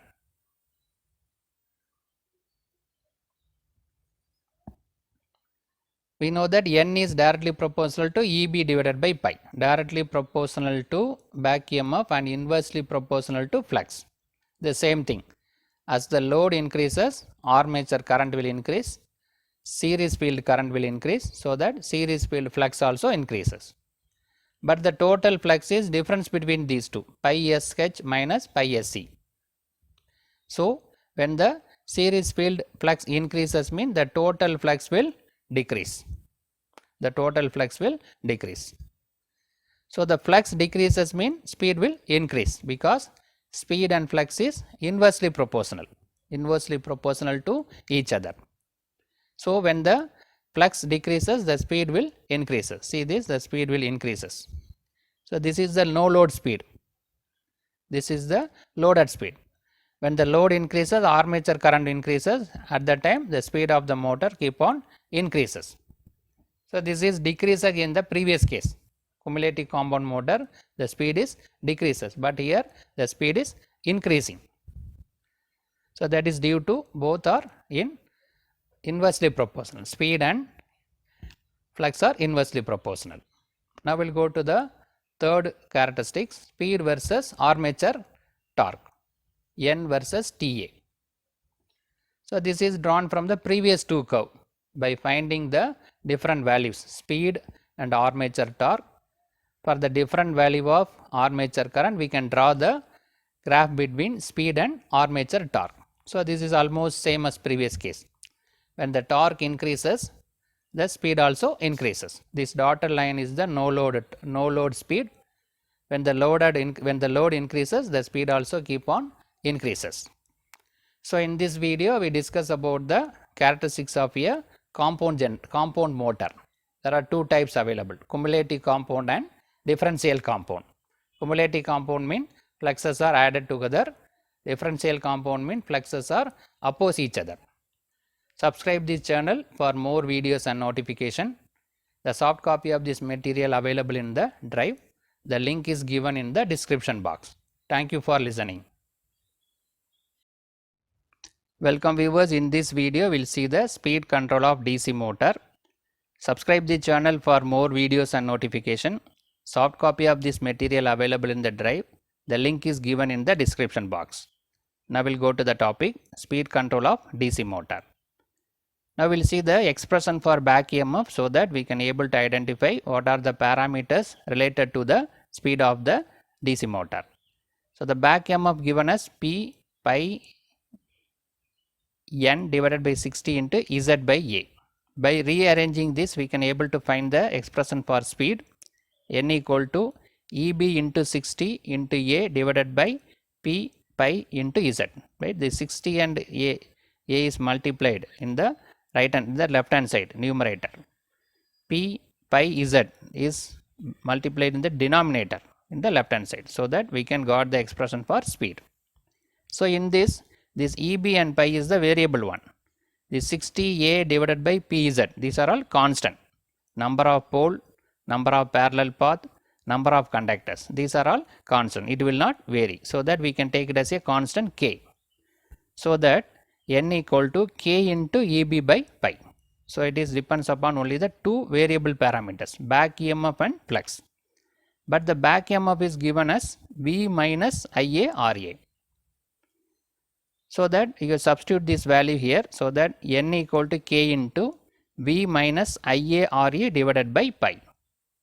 Now it is clear that the speed is depends upon these three parameters. One is applied voltage, flux and armature resistance drop. So by varying these three parameters, we can vary the speed of the DC motor. So based on that, we have three different methods. So by varying the flux is called a flux control method, by varying the flux per pole. Second one, rheostatic control method, by varying the armature resistance RA, this one. Third method, voltage control method, by varying the applied voltage, this one. Right? So this flux control, variable voltage control and armature rheostatic control. These three methods are available. So in this we will see the speed control of a DC shunt motor. Speed control of DC shunt motor. The first method we will see the flux control method. The relation between speed and flux is N is directly proportional to 1 by pi. It is inversely proportional. Both are inversely proportional. By decreasing the flux, the speed will increase. So this method used for speed control above the rated speed. So up to rated speed, the voltage is varied. We have one method is there, voltage, applied voltage. By varying the applied voltage slowly, the speed can be varied, but that can be applicable only rated speed. We can apply only rated voltage, so that the motor will rotate at rated speed. Above rated speed, we cannot increase the applied voltage. We can increase the voltage only up to rated value. So if you want to increase the speed above the rated speed, means we can go for this flux control method. How the flux is controlled, refer this diagram. The motor is available, DC shunt motor. Why it is called shunt motor? This field winding is connected in parallel with the armature. In DC motor we have two important part. One is rotating part, armature, stationary part, field. These two are connected in parallel, that is why called a shunt motor. So this A1, A2 is the armature terminals. This is a field winding. By giving the excitation, it becomes the electromagnet and flux is produced. So here our aim is to control the flux. In order to control the flux produced in this field winding, this rheostat is connected. The current is flowing through this rheostat. By varying this rheostat, we can vary the current flowing through the field winding. So this is the applied voltage. The current is flowing, load current. Here it is current is divided into armature current and field current. So at this position, the maximum resistance is there. So only minimum value of current will flow. If the minimum value of current means the flux also minimum. If the flux is minimum means the speed will be maximum. So by if you reduce the resistance, the more current will flow, more flux will produces. If more flux means speed will reduce. So by varying this rheostat, we can vary the current flowing through the field winding, so that we can vary the flux. By varying the flux, we can vary the speed of the DC shunt motor. So these details are given. This method used for speed control above the rated speed. By decreasing the flux, speed can be increased. Hence it is called the flux control method. How will you decrease the flux? By adding the resistance. So in this position, the resistance is more, current is minimum, flux is minimum and speed is more. Flux can be varied by changing the current flowing through the field winding. So that is done by connecting the resistor R in series with the field winding. So the resistor is connected so that current is controlled. Due to the current control, flux is also controlled, so that we can control the speed of the motor. When resistance of the field winding changes, the current through field winding IF changes and hence flux also changes. So due to that, the speed is varies, right? The speed is varied by varying the flux, that is done by varying the field current, that is done by adding the resistance. What are the advantages in this method? Smooth and easy control is possible. By smoothly changing the resistance using the rheostat, we can increase or decrease the speed. Speed control above the rated value is possible. That is a one advantage. Below the rated speed mean we are using voltage control method. This method used for above the rated speed. R of the field winding is high. Current IF in the field winding will decreases. So ISH into RSH loss is external resistance is very low. But already this field winding is very high, or resistor value of field winding is very high. So only the IF in the field winding decreases, so that we can able to reduce the losses. This field current already is very less, field current is very less, so that due to less field current, the external due to field, the losses also very less. This I square F or RF, because this RF is I is very less, because RF value is very high. The resistance of the field winding is very high, only very less amount of field current will flow. Some of the disadvantages available. Speed control below the rated speed is not possible. Only above the rated speed. Below the rated speed mean we need to go only the voltage control method. Pi can be increased up to the rated value.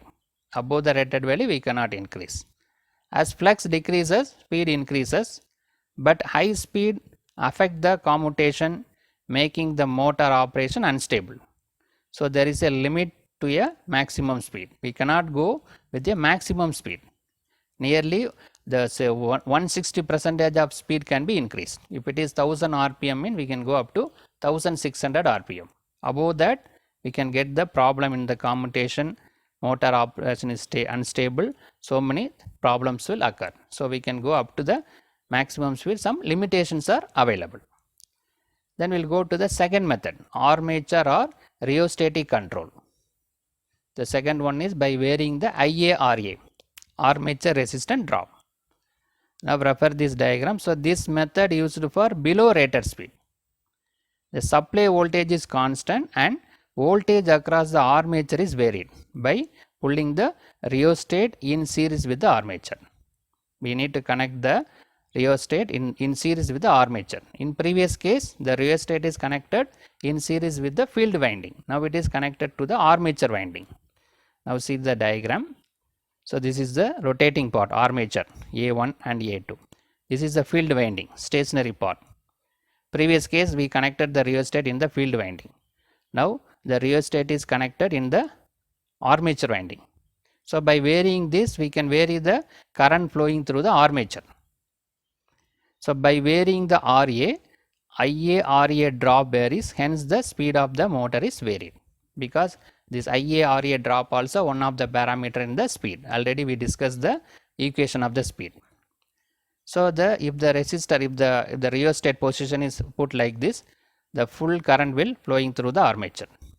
If you keep on increase the resistance, the voltage will be dropped across this resistance. The remaining value of current only will flow through the armature. So current will reduce. So by varying this drop, we can vary the speed of the motor. Right. So in the previous case, rheostat connected in the field winding by vary the flux field current. Here the rheostat is connected in series with the armature in order to vary the IA RA drop, armature resistance drop. So the advantage is easy and smooth control. Easy, smoothly we can vary. Potential divider can be used as a starter. So slowly by adding the resistor, initially we can put the resistor in this place. We can put the maximum resistance. Slowly by reducing the resistance by moving this, we can increase the current flowing through the armature, and so that it can be used as a starter. Initially we can put the maximum resistance so that current will be minimum. By reducing the resistor, we can slowly increase the current, so it will be acted as a starter. Some disadvantages available, as entire armature current IA passes through the resistance, so the power loss is very high. The full current is flowing through the rheostat. In the previous case, field winding, the field current is already very less because field resistance is very more. So only less amount of current will flow. But here it's not like that. The full amount of current will flow. Armature current will flowing through the resistor, so that the drop, power loss is more. IA is greater than IF. Large size of rheostat is required. So in the previous case, I already told IF is very less because RF value is more. So small amount of rheostat is enough. But here large size of rheostat is needed because IA value is much more greater than IF. Speed above the rated is not possible due to power loss. Large power loss. This method is expensive and less efficient, and also power is wasteful. Need expensive heat dissipation or arrangement. More amount of heat will be dissipated, so we need to make a arrangement for a expensive heat dissipation. Now we'll go to the third method, voltage control method. By varying the applied voltage, we can vary the speed of the motor. So this, in that again two types available. First we will see the multiple voltage control. The field winding is connected to the constant supply. There is no variation in the field winding. Armature is supplied with the different voltages by means of switch gear arrangement. So by changing the switch gear, we can apply the different voltage, so that for the given voltage the motor will rotate at a particular speed, because speed is proportional to these different voltages. Now refer the diagram. So this is the armature rotating part. This is a field windings. Constantly the supply is given. There is no variation in the field winding.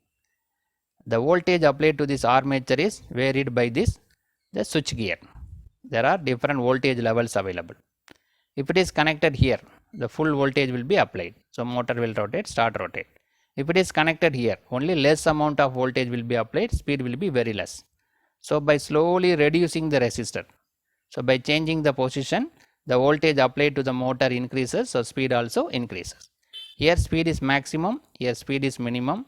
By varying this, the resistor value, we can vary the voltage applied to the motor, so that we can vary the speed of the motor. This is the first method. Second method, Ward-Leonard system is available. Ward Leonard system in having the 3 set of machines are available. This is the one of the method available. So this M1 is the motor. For that we need to control the speed of the motor. This is the machine we need to control the speed. This motor is the supply is given to the motor by the generator. One more generator is available. This generator is run by the another motor. So 3 different identical machines are required. All are with the same rating. Then only we can run this method. So this M1 is the motor whose speed need to be controlled. This motor, the voltage is supplied by this generator. This generator is run by the another motor. Now we'll see this M1. For this the field winding. This is the field winding of the motor M1, for which the speed is need to be controlled. The field winding is connected constantly in the DC supply. There is no variation in the field winding. The voltage applied to this motor is from the generator, that is varied by varying this field winding. The field winding of generator is varied so that we can vary the voltage applied to the motor. And this another motor is available. For that also this field winding is connected at a constant speed. It's connected to the constant supply. There is no variation in the field winding of the machine M2. Now our aim is to give the variable voltage to this motor. So by giving the variable voltage to the motor, the speed of the motor can be controlled. How will give the variable voltage to this motor? By connecting one rheostat, field regulator, in series with the field winding of the generator.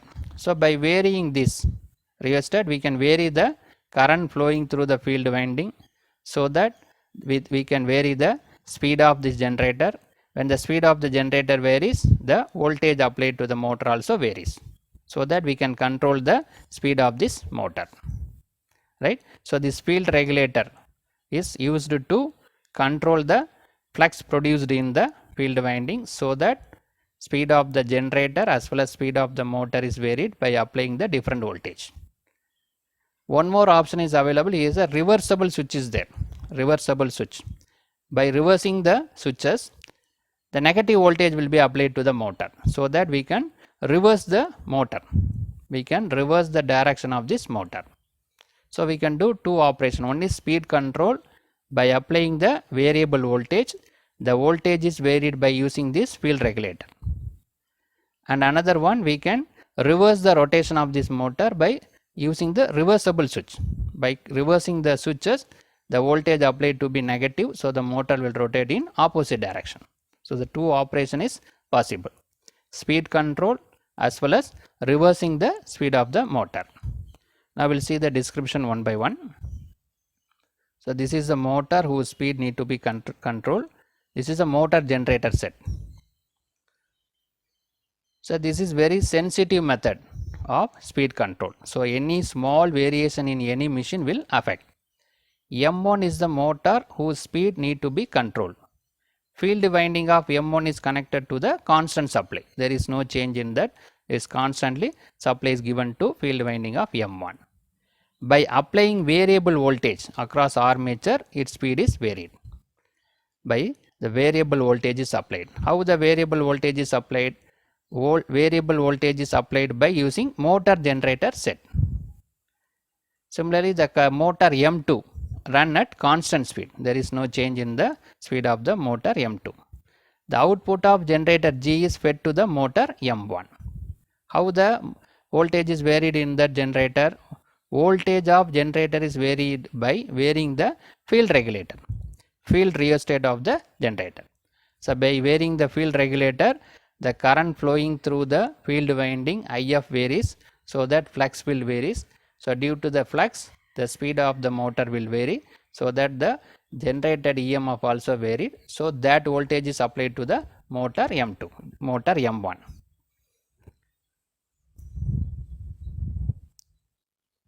The direction of the field current can be reversed by reversing the switch, reversible switch. So which reverse the polarity of EMF generated, and hence the direction of rotation of the motor M1 can be reversed. So one more operation, we can reverse the direction of rotation of the motor M1 by using the reversible switch. So speed control as well as reversible is possible. There are some advantages and disadvantages available. So wide range of speed control is possible. We can vary the speed from minimum speed to maximum speed. Speed control can be done in both directions. That is very important. Reversing the direction of motor also possible. Uniform acceleration is obtained because all three machines are coupled together, so that all three are identical machines. So the uniform acceleration will be available. But the disadvantage is arrangement is expensive. We need a 3 identical machines. To control one motor, we need another 2 machines are needed.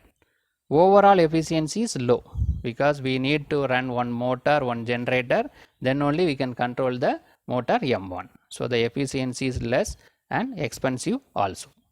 So in this video we discuss about the what is the speed control of DC motor, what are the parameter and what are the methods, and we can discuss the speed control of DC shunt generator. There are 3 different methods we discussed in this video. Subscribe the channel for more videos and notification. Soft copy of this material available in the drive. The link is given in the description box. Thank you for listening.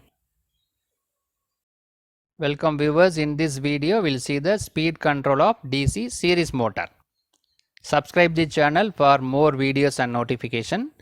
Soft copy of this material available in the drive. The link is given in the description box. Now we'll go to the topic.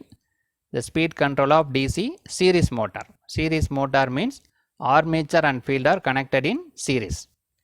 First we will see the flux control method. There are 2 methods available, flux control and armature resistance control. First we will see the flux control method. So the variation in the flux of a series motor can be brought about the following methods. We know that the flux and speed are inversely proportional. By increasing the flux, the speed can decreases. By decreasing the flux, speed can increases. Both are inversely proportional. So that the flux and speed are inversely proportional. The flux can be varied by this following method. First we will see the field divider.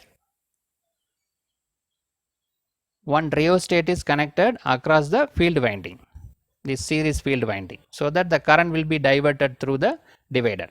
The current flowing through this field winding can be controlled by this divider. So the based on the resistor value, the current will be divided, so that we can control the current flowing through this field winding. When the current is controlled, the flux produced also controlled. By controlling the flux, we can control the speed of this motor. So this is, we know that this is the rotating part armature, this is the stationary part. Across the stationary part we connected the divider. A variable resistance known as field divider is connected in parallel with the series field winding. Right? The field divider is connected in parallel with the series field winding. By varying the resistance of the divider, the current flowing through the series field winding can be varied, so that the flux can be decreased. Thereby the speed of the motor can be increased. So by connecting this divider, what will happen? The current will be diverted. So the current flowing through this field winding is reduces. So the field flux also reduces. Due to reduce in flux, the speed will increases because flux and speed are inversely proportional. Right?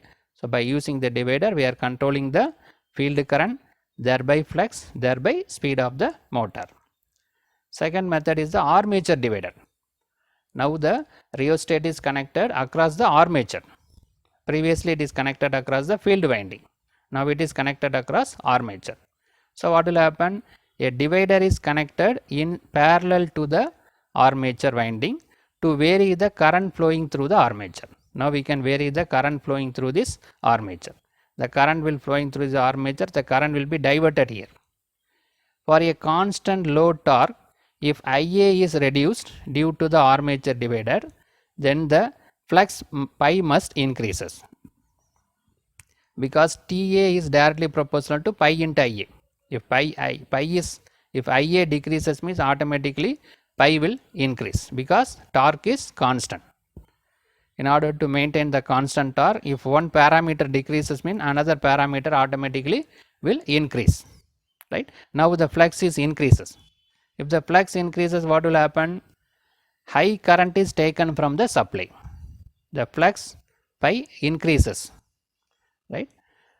So speed and flux are inversely proportional. So with increase in flux, the speed will decreases, right? So by varying this armature divider, the armature current reduces. At that time, the flux must be increased in order to maintain the constant torque. So while increasing the flux, automatically the speed will decreases. It will take more current from the supply and flux increases, thereby speed will decreases. Now we'll go to the third method. So third one is the tapped field control. The field winding, the tappings are available. In the first method, we connected the divider. If you connect the divider, what will happen? The current will flowing through the divider. The voltage will be dropped. The voltage will be wasted. The power will be wasted. That can be avoided by using the tapping. So by connecting the tapping, if you connect here, we are using entire field winding. If it is connected here, we are using only less amount of field winding. So by varying this, automatically if you connect here, only less amount of flux will produce. If you keep on moving this side, we are able to increase the flux produced in the field winding, right? So that is done by the tappings. So there is no power loss. We are using either full coil or a minimum amount of coil. Tappings are taken from the series field winding. The number of series field turn can be varied in steps, and correspondingly there is a variation in the value of the resistance, and hence current varies, field current, series field current. So the flux also varies, thereby resulting in the variation of the speed. So by varying this, by using the tapping, we can vary the series field winding. So the resistance will vary. So the field coil current will vary. So flux will vary. So finally there is a variation in the speed of the motor, right? There is no resistor here. The series field coil itself the tappings are available. Fourth method is the paralleling of field coils. So we can connect with the different combinations. Here 4 different coils are available. We can use either 1 coil, 2 coil or 3 coil or all 4 coils.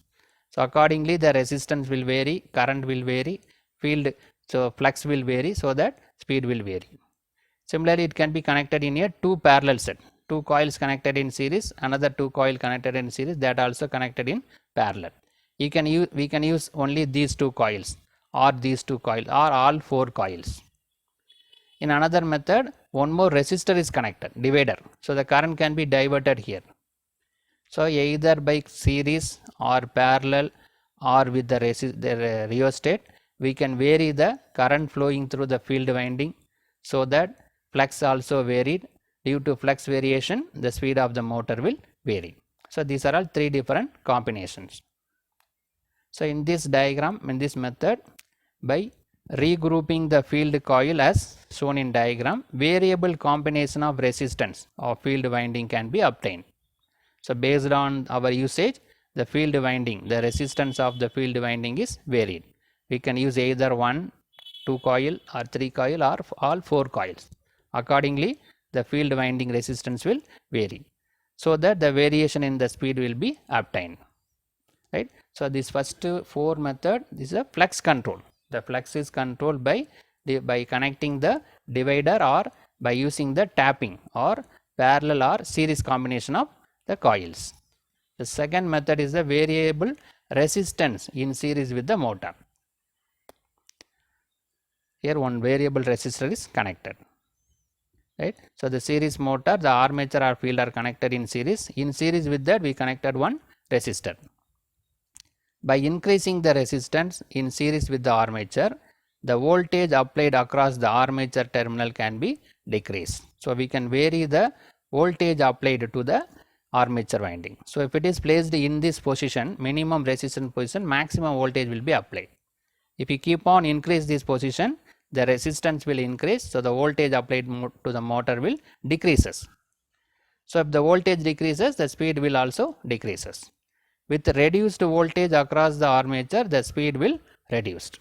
So in the second method, we are varying the voltage applied to the armature.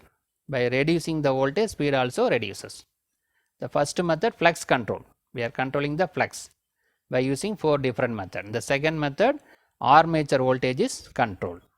So in this video, we discuss about the speed control of series motor. There are 2 different methods available. Subscribe the channel for more videos and notification. The soft copy of this material available in the drive. The link is given in the description box. Thank you for listening. Welcome viewers. In this video, we will see the starter used in the DC motor. Subscribe the channel for more videos and notification.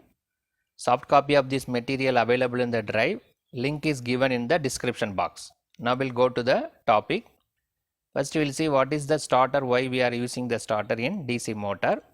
Starter is a resistance connected in series with the armature circuit of a motor during the starting period in order to limit the high starting current. So the starter is nothing but a resistance connected in series with the armature circuit during the starting period in order to limit the high starting current. Now we will see why we are using the starter, what is the purpose. When a DC motor is started with a full voltage applied across its armature terminal, it draws a more current than the rated value. So while starting the motor, the armature circuit, it will draw the more current. We will see how it will draw the more current. So we know that for a motor, V, terminal voltage V equal to EB plus IA RA, back EMF plus armature resistance drop. So that IA can be written as E minus V minus EB divided by RA. So our aim is to limit the armature current, so that we got the expression for armature current. That is nothing but terminal voltage minus back EMF divided by RA. From this equation, the IA, expression for IA is derived. So since at the instant of the starting, the speed is 0. At the beginning the speed is 0. So the back EMF is also 0, because back EMF is proportional to the speed and torque. So initially speed is 0 means back EMF is also 0. So EB equal to 0. So in this EB is 0. So only we have V by RA, terminal voltage divided by armature resistance. Back EMF is 0 because speed is 0 at the beginning. So the armature resistance of a motor is very small value. This RA value is very small, right? In order to limit the current, already the armature resistance value is very small. Now we will see the one practical example. Let us consider the case of 220 voltage DC motor with the armature resistance of 0.25 ohm. We already said that this armature resistance value is always very less. Here it is 0.25 ohm. Then at the instant of starting, by using this formula, IA equal to V divided by RA. So we have taken V equal to 220 voltage. RA is 0.25 ohm. So by 220 divided by 0.25 is nothing but 880 amperes. So the armature current during the starting is around 880 amperes. This current is much higher than the rated current. This current will flow through the armature winding, mean it will damage the armature winding, right? So that is the reason why we are using the resistance. Why the armature current is high means, first the speed is 0, so that back EMF is 0. So IA is only depends upon V by RA. RA value is very less. If we take V equal to 220, it is nearly 880 amperes. So it will draw around 880 amperes, which is much more higher than the rated current. So if the current is flowing through the armature circuit, it will damage it. Now we need to limit this current. But when the motor picks up the speed and the speed increases, the back EMF also increases. So the armature current IA automatically decreases, gradually come down to the rated value. So during beginning only it will draw the more current. If the speed gradually increases, EB will increases. So due to that, IA will decreases gradually and it will reaches the rated value. So only during there is a problem with a high current. So we need to concentrate the, while starting we need to limit the armature current. To limit the high starting current, a resistance is connected in series with the armature at the time of starting, only at the starting, and then gradually cut off, gradually reduced as the motor speed increases. So our main problem is only during the starting it will draw the more current, so that the resistance is connected in series with the armature circuit during the starting, thereby it is gradually reduces, right. So if the resistor is connected in series, what will happen? Now after introducing the starting resistance Rs, Ia equal to V divided by Ra plus Rs. Initially only Ra is there, this value is very less. Now we connected Rs, series resistance, this value is very high. If the denominator is very high, mean automatically the current will be very low, right. So hence the high current is limited. So by introducing the series resistance connected, this value is very much more, it is available in the denominator, so automatically this numerator value is reduces, current is reduces.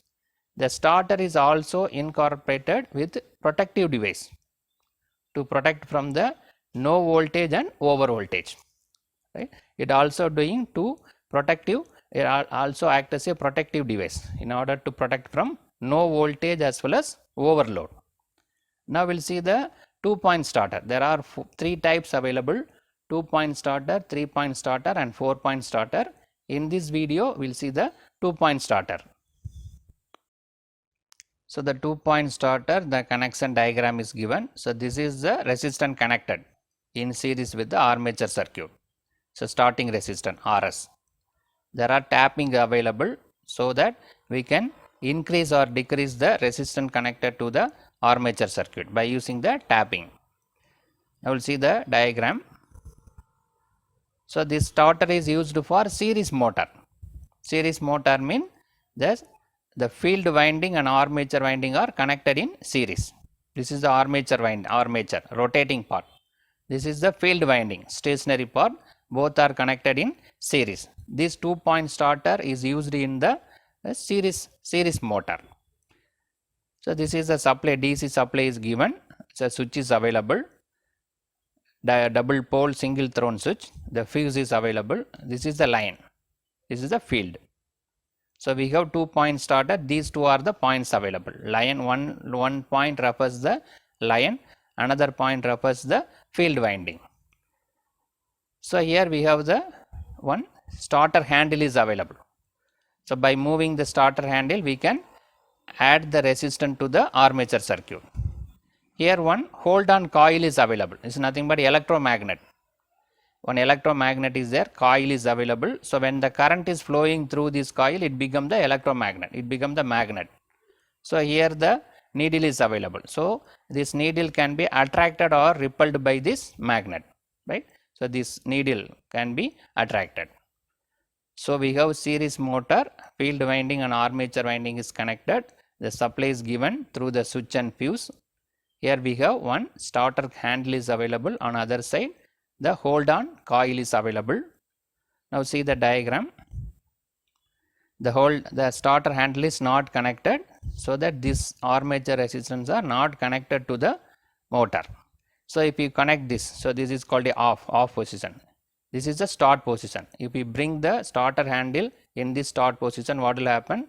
The entire starting resistance is connected to the motor. So the current will be very less. At this point, the entire resistance is connected. The current is flowing through this resistor, so the current is very, very less. If you slowly moving the handle towards in this clockwise direction, what happened? The resistance are decreases, slowly decreases, so that the current will increases gradually. At this point, the resistance is, starting resistance is very, very high, the current is very, very less. So the motor will draw only less amount of current. So that is our aim. The aim of the starter is to limit the starting current. If we slowly reduce the resistance by moving the handle in clockwise direction, the resistance are slowly decreases, so that armature current slowly increases, right. By moving in this position, at this position, it is called a run. So if you put the starter handle at this position, mean it is connected directly without any resistance. right? So it will draw the full load rated current. Now that the current will flowing through this armature and field winding. So at this point resistance is more, current is very less. While moving the starter handle in clockwise direction, the resistance gradually decreases and current increases gradually. At this point the current is maximum, rated current will be given, the resistance is almost 0, there is no resistance, it is directly connected, this point is directly connected. This current is flowing through this electromagnet. So this this coil, so that it is electromagnet, so this bar is attracted by this electromagnet. So it will hold this electromagnet will hold this starter handle. This starter handle is attached to this electromagnet, right? So that the starter handle always available at this position, so that the current is rated current is flowing through the armature and field. So now we discussed that the armature current is gradually increases by moving the starter handle, and this starter also used to as a protective device for two different purposes. One is, suppose if the load is very less, the load at this motor is very less, what will happen, the current is we need to protect from two different cases. One is when the load decreases, similarly the supply decreases, no load as well as no voltage. For these two we need to protect from the motor. If the load is decreases, what will happen, the current drawn by the motor also decreases, so that the current flowing through this electromagnet also decreases. So it becomes the demagnetized. If the current decreases, it becomes demagnetized, so that it will release the starter handle. So the starter handle will go to the original position, that is off position. If the load decreases, the current, armature current will decrease. That armature current is flowing through this electromagnet. So if the current flowing through this electromagnet decreases, mean it becomes demagnetized. The starter handle is held by this electromagnet. If the current decreases, it is demagnetized, so that it will release the handle. So it will go to the original position. So the supply is disconnected to the motor if the load decreases. Similarly, if the supply decreases, at the time also same thing, the current drawn by the motor also decrease due to low voltage, the current drawn by the motor decreases. If the current decreases, this electromagnet become demagnetized. At the time also this handle is released. So it will release the handle, so that it will go to the original position. So the motor is disconnected from the supply. The starter used for three different purposes. One is adding the resistance, then limit the armature current. Another one, during no load condition, it will this electromagnet become demagnetized and release the starter handle. Similarly, during no voltage condition, at that time also the current is less, due to the less current, this become the demagnetized and release the starter handle, right? So we'll see the description one by one. 2-point starter used for starting DC series motor. It is used for a series motor. L and F are the 2 points of the starter which are connected with the supply and motor terminal. L is connected to the supply, F is connected to the motor terminal. To start the motor, starter handle is moved clockwise from start to run position against the spring tension, right? So this handle is moving in a clockwise direction in order to reduce the resistance and in order to increase the armature current. The starter is to be held in the run position throughout the operation of the motor. So during the running of motor, the starter handle is at the run position. So this is done by means of hold on coil, that is hold on electromagnet. The current is flowing through this, so that it become electromagnet. So it will hold the starter handle. So the starter handle is attracted by the electromagnet throughout the operation of the motor. When the motor is rotating, the starter handle is at the run position, it is held by the electromagnet. Current flowing through the hold on electromagnet magnetize it, and soft iron pieces in starter handle is thereby held by the electromagnet in the run position. When the current is flowing, it become electromagnet, so that the starter handle is held by the electromagnet. Now, this hold on coil also act as a no load release. It is also act as a protective device, no load. So, during no load, what will happen? When the load on motor reduces, the current flowing through the electromagnet also decreases, and hence the strength of the electromagnet reduces. So, the soft iron piece return to the off position, right. So, previously the soft iron piece is held by the electromagnet. Now, the electromagnet strength is decreases due to no load. The current flow is due to no load, current decreases, the strength of the electromagnet also decreases. So, the soft iron piece is released by the electromagnet and it will return to the off position, so that the motor is disconnected from the supply during the no load release. Similarly, the hold on coil act as a no voltage release. When the voltage is reduces, what will happen? Current also decreases and strength of the electromagnet also decreases. Hence, the soft iron piece is returned to the original position, off position, so that the motor is disconnected from the supply when no voltage occurs. Right.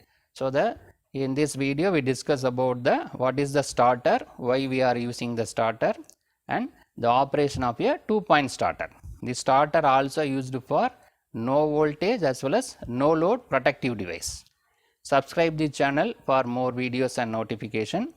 Soft copy of this material available in the drive. Link is given in the description box. Thank you for listening. Welcome viewers, in this video we will see the 3-point starter used in the DC motor. So, the starter is used to limit the armature current during the starting of the motor, and also it is act as a protective device. Subscribe the channel for more videos and notification. The soft copy of this material available in the description box is available in the drive. The link is given in the description box. Now, we will go to the topic. So, the point at 3-point starter is nothing but a adding the resistance. So, this is nothing but a series resistance, RS. The tappings are available, so that we can increase or decrease the resistance connected to the armature circuit. So, this is a series resistance. So, this type of starter used for shunt motor as well as the compound motor.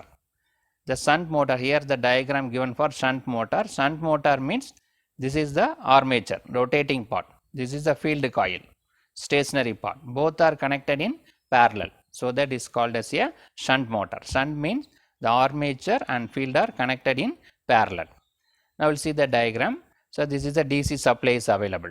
It is given through the DP-DST switch and as well as the fuse, right. It is a normal connection. Here we have the OLR is available, overload relay. This one electromagnet is there, the coils are available. When the current is flowing through the coil, it become electromagnet. So, that is connected to the spring handle, the starter handle. Here one iron, moving iron is available. When it is electromagnet, this moving iron is attracted, so that this become the short circuit. Short circuit means that is given to the NVR. NVR is no voltage relay, right. We will see this operation one by one.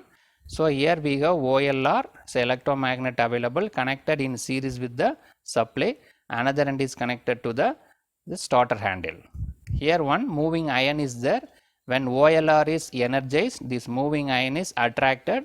So, these two terminals are short circuited, that is nothing but it will short circuit the NVR, no voltage relay. Now, we will see the other connections. So, from the supply it is given to the starter handle, right. So, at this point, if the starter handle is placed at this point, the entire resistance is connected, right. Other end it is going to the armature.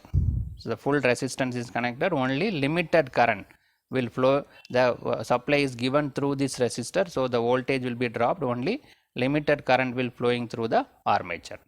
If the starter handle is keep on moving in the clockwise direction, so this is a start position, while moving clockwise direction, the resistance decreases, so that the armature current increases. At this point, while moving at this point, this supply is directly connected to the armature, all the resistors are reduced. so that it will take the rated armature current, right. So, the during beginning it will draw only limited amount of armature current. That is our aim, to limit the armature current. We are using this starter.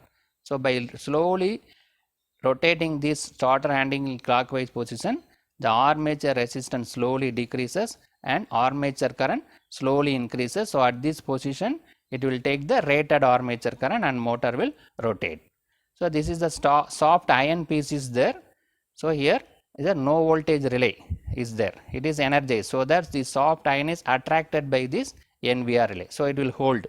So, the starter handle is, the soft iron piece is attracted by the NVR. So, the starter handle always placed in the run position during the rotation of the motor. During the operation of the motor, the starter handle at the run position, that is this electromagnet attract the soft iron, so that it is held in the run position. Now, we will see this NVR where it is connected. See, this is connected to the field winding. The coil in the no voltage relay is connected to the field winding. So, this one end is connected here, another end is connected to the beginning of the resistor, right. So, now we will see what is the function of this NVR and what is the function of this the OLR. First, we will see the NVR, no voltage relay. So, it is connected through the field winding, right. So, the first one, if the supply voltage is low, right, when the supply voltage is low, there is no voltage is there, then what will happen, the current drawn by the this current flowing through the field winding also decreases. So, that the strength of this magnet will decreases. So, it become demagnetized, so that it will release the soft iron. The soft iron is held by the electromagnet, while demagnetizing what will happen, it will release. So, that the starter handle will move from start to run to start position. It is disconnected, the supply is disconnected to the motor even during the no load, no voltage condition. If the low voltage is very less, what will happen, the current flowing through the field winding decreases. So, that this become the demagnetized, this already electromagnet is demagnetized, so that it will release the soft iron piece. So, that this goes to the original position, off position, the supply is disconnected. And another operation of this NVR is, suppose if the field winding is open, the field winding always should be in a closed condition in order to limit the speed. If the flux is 0, the speed will be is infinite, dangerous, right. N is directly proportional to 1 divided by pi, both are inversely proportional. So, the always there should be some flux will be there. If the flux is 0, speed will be infinite, the motor will run at the dangerous speed, right. So, if there is any open circuit in this field winding, what will happen, this field winding is connected to the no voltage relay. So, if any open in the field winding, there is no current flow in the NVR, so that it become demagnetized. At the time also it will release the soft iron piece, so the starter handle will go to the off position. So, during entire running condition, the soft iron is held by the electromagnet, it is in the run condition. During abnormal condition, it will release the soft iron piece, so that the starter handle will go to the original position. That is, it disconnect the supply, the motor is disconnected from the supply, right. So, this NVR doing two different operation. One is when the supply side, if the voltage reduces, the current drawn by the NVR reduces, it become demagnetized. So, it will release the starter handle, so that motor is disconnected from the supply.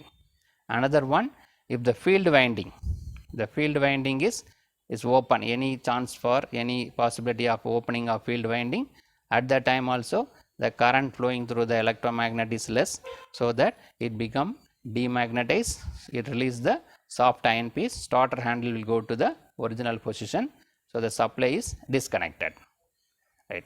We have another one, OLR is there, overload relay. Suppose the motor draws the more amount of current, already we discussed the no load, less voltage is there. Now, over voltage, if the over current is flowing through this electromagnet, what will happen, through the coil, what will it become electromagnet. So, this iron piece is attracted by the OLR. If iron piece is attracted, mean this terminal is short circuited. These two terminal connected in the NVR, no voltage relay. If the So NVR terminals are short circuited mean it will become demagnetized. There is no current flow, so it demagnetized. At the time also it will release the soft iron piece of the starter handle, so that the supply is disconnected from the motor is disconnected from the supply, right. So during overload more current will flow through the OLR, so it become electromagnet, so that will attract this iron piece. When it is attracted, this terminal is short circuited, that means that the current flowing through this NVR is short circuited, so that there is no current flow, it become demagnetized. So it will release the soft iron piece of the starter handle, so the starter handle will move from run position to off position, so that the supply is disconnected to the motor, right. So here this resistors used to limit the armature current, slowly decreasing the resistor, the armature current increases. That is the main function of the starter, to limit the armature current. Another three functions also available. One is if field winding is open, at the time this NVR will act as a NVR will protect the device, protect the motor from the damage, and also no voltage as well as over voltage. All the three functions also done by this starter. Now we will see the description one by one. 3-point starter is used for starting DC shunt and compound motors. L, A and F are the 3 points of the 3-point starter. The hold on coil or NVR, no voltage release, is connected in series with the shunt field. We already discussed, it is connected in series. The function of NVR is that when the supply voltage is low or there is a failure of supply, current through the NVR reduces, and so that its strength is decreases, and hence the starter handle is returned to the off position. Another function of NVR is that in case of disconnection of the field, previous one no voltage or low voltage, now there is a disconnection of field due to the internal failure of the control arm, the starter return to the off position, hence the protect from the motor from overspeeding, right. So the NVR doing two different function. One is any problem in the field winding or the supply voltage is less, at the time it will release the starter handle to original position and disconnect the motor from the supply. Now we will see the overload protection is incorporated by means of the OLR, overload release. OLR is an electromagnet, is connected in series with the armature. It is connected in series with the armature. When the motor overloaded, it draws a high current. This heavy current flows through the OLR and it gets energized. Then pull the iron piece upward so that it is short circuited. Short circuit the coil, hold on the electromagnet. So NVR is de-energized and starter arm return to the off position. So the motor is protected from the overload. So this is OLR used for overload, over voltage. If over voltage is there, it will protect the device. It is seen from the diagram when the starter handle is at run position. During the entire operation, the starter handle at run position, the field current has to travel through the portion of the starting resistance. So during that, the starter handle put in the run position, but it is connected through the series field winding. So the entire field current is flowing through the starting resistance from the armature circuit. This is result in the slight decrease in the field current.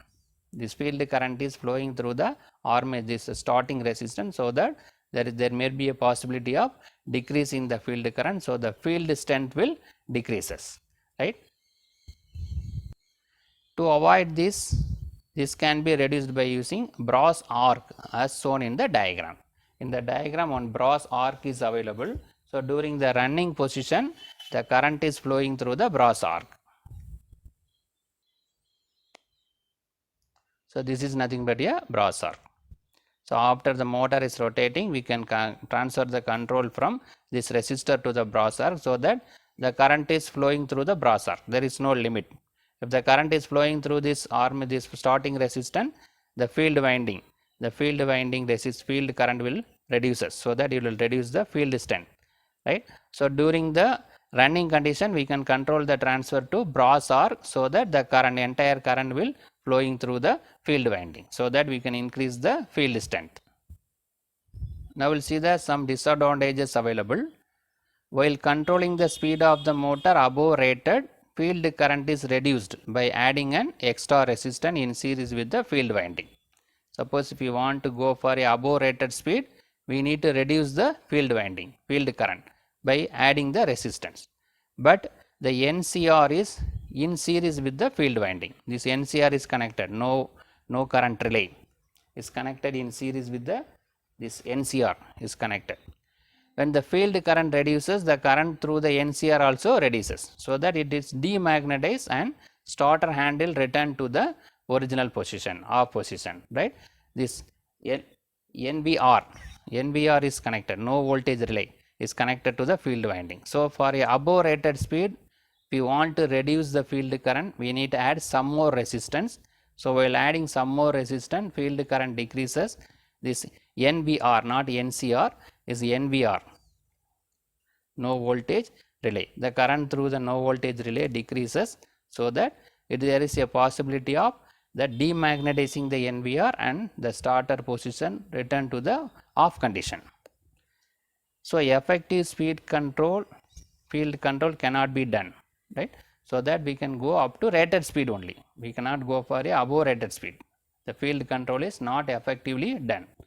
In order to avoid this, 4-point starter is used. In 4-point starter, the field winding is connected separately, not in series with the NVR, right. For that purpose, we are going for a 4-point starter. So in this video, we discuss about the operation of 3-point starter in order to decrease the starting current, as well as it is used for no voltage, over voltage and field, any problem in the field winding. It will protect the motor from the this protective, it will also act as a protective device. Some disadvantages available: the field winding is connected in series with the NVR. In order to avoid that, we can go for 4-point starter. So 4-point starter video available separately. The details available in the description box. Subscribe the channel for more videos and notification. Soft copy of this material available in the drive. The link is given in the description box. Thank you for listening. Welcome viewers. In this video, we will see the 4-point starter used in the DC motor. Subscribe the channel for more videos and notification. Soft copy of this material available in the drive. Link is given in the description box. Now we'll go to the topic, 4-point starter. It is used in the shunt motor, DC shunt motor. 4-point starter used in the DC shunt motor. The video for 2-point starter and 3-point starter available separately. The link is given in the description box. Now we'll see that it is used in the shunt motor. Shunt motor means this armature and field are connected in parallel. This armature is a rotating part, field is the stationary part, both are connected in parallel, so that is called a shunt motor. Here we are using the 4-point starter. So the 4 points are L1, L2, A and F. L1, L2 is the line 1, line 2, A is the armature, F is the field winding. I will see that here the DC supply is available. It is connected through the DPST switch and the fuse. Here we have the OLR, overload release. Here one electromagnet is available. The coil is winded. The supply is directly connected in series with that. If the current flowing through this, it becomes a electromagnet. So that is connected to the starter. The starter handle. It is another end is connected to the starter handle. Here one moving iron is available. When this OLR become electromagnet, this moving iron is attracted. This moving iron got attracted, so that these two terminals are short circuited. That is nothing but the terminal available in the NVR is short circuited. If it is short circuited, this NVR become demagnetized. We will see what is NVR, what is the connection, we will see later. So this OLR is a electromagnet connected in series with the supply. So when the current flows, it become electromagnet. then it attract the moving ion, that will short circuit the NVR, so this become demagnetized. So one connection. Now we'll see that the important thing is the starter is nothing but we need to add the resistance in series with the armature winding. So this is the starting resistance, RS. RS is the starting resistance. Our important objective is to add the starting resistance to the armature in order to limit the armature current, right? So there are such tappings are available. So this is the start position, run position. This is the starter handle. Here one stopped ion is available, that is attracted by this NVR. During running condition, this stopped ion is attracted by NVR, so that always are available in the run condition. So this end is connected to the armature. The supply is connected through OLR, then starter handle through the armature resistance, starting resistance, that is connected to the armature winding A1. And one more, it is connected through the brass arc to the field winding, and another is it is diverted through NVR. So the starting current having three different paths.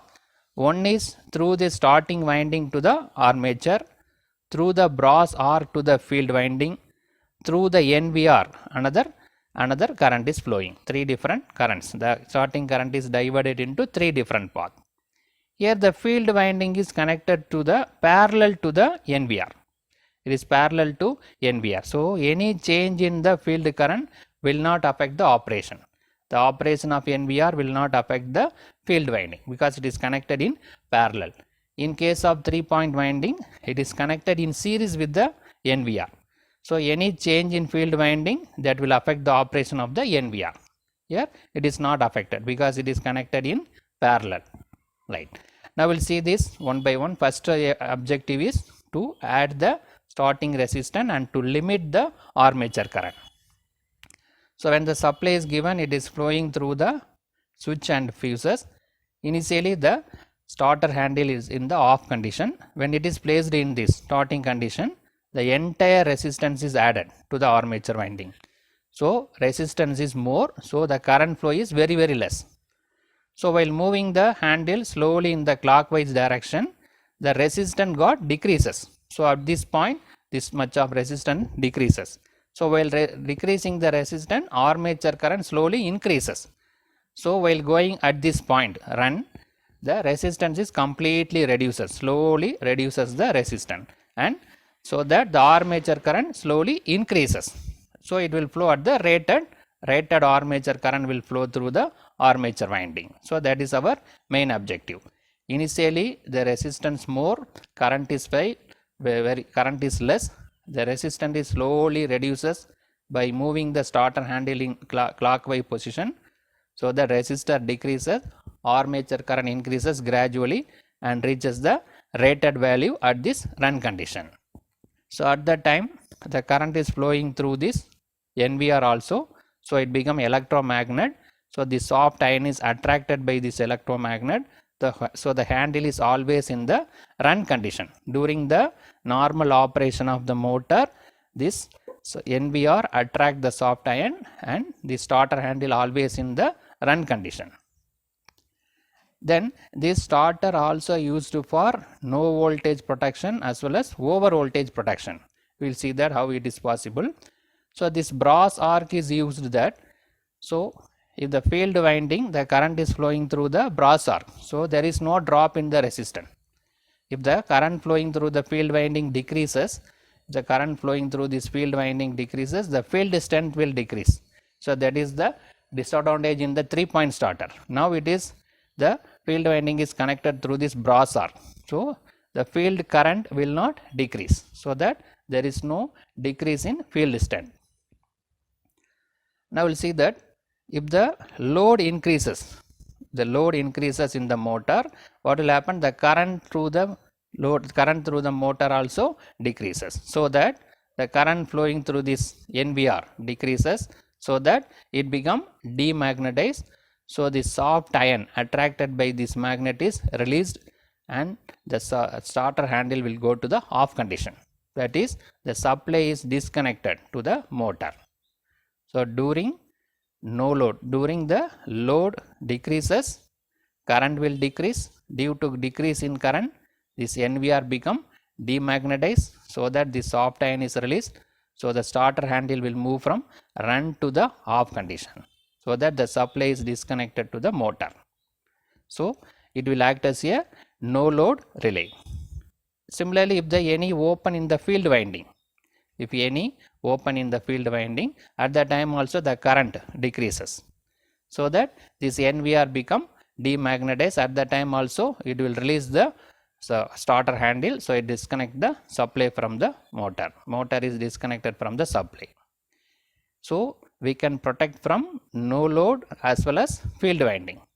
Suppose if overload is available, the overload, the over voltage, if any over voltage across happen, what will happen? This more current will flow through the circuit due to over voltage. That over current will magnetize this OLR, electromagnet. So become electromagnet. So once it is electromagnet, it become magnet. This moving ion is attracted. So it becomes short circuit. So due to short circuit, the NVR also short circuited. So current flowing through the NVR decreases and it become demagnetized. So the soft ion piece is repelled, and the starter handle moving from run condition to start condition, that is off condition. So the motor is disconnected from the supply. So it acts as a over voltage protection also through the OLR. So we can do that.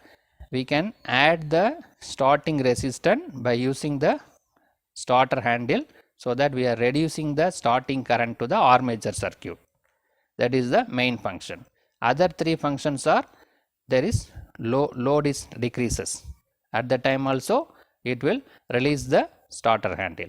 Any problem in the field winding, any field is open, at the time also it will release the starter handle. And also over voltage protection. If over voltage occurs, the more current will flow, it become electromagnet. This coil is attracted, iron bar is attracted. At that time also it become demagnetized and release the starter handle. Right? So it will do the over voltage protection also. Now we'll see the description. L1, A, F, L2 are the 4 points of the 4-point starter. Line 1, line 2, armature and field. In a 4-point starter, NVR is connected in parallel to the field. In previous 3-point starter, it is connected in series. So field current coil, field current also affect the operation of NVR. Now it is connected in parallel. Any change in the field does not affect the NVR. Hence wide range of speed control is possible. Right? If you reduce the field winding, field current, that will not affect, so that we can go below rated speed and above rated speed also possible, because it is connected in parallel. In a 4-point starter, when the starter arm touches the start position, current flowing from the supply is divided into 3 different paths.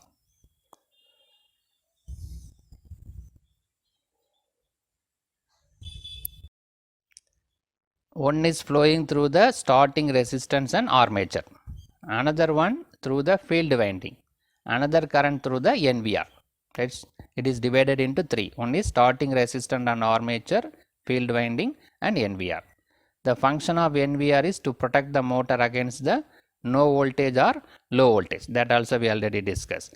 And also the function of OLR is to protect the motor against overload.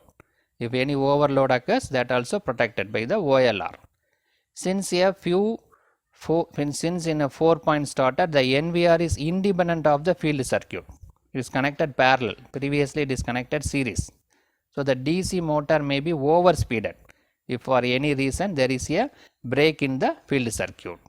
So therefore starting the field circuit should be checked if there is any open circuit. Previously in 3-point starter, the field winding NVR connected in series. So any problem in the field winding, automatically NVR disconnect the supply. Now it is connected in parallel, so if any overload occurs, it will not affect the NVR operation. So we need to check whether there is any open in the field winding before starting the motor. So So subscribe the channel for more videos and notification. Soft copy of this material available in the drive. Link is given in the description box. Thank you for listening.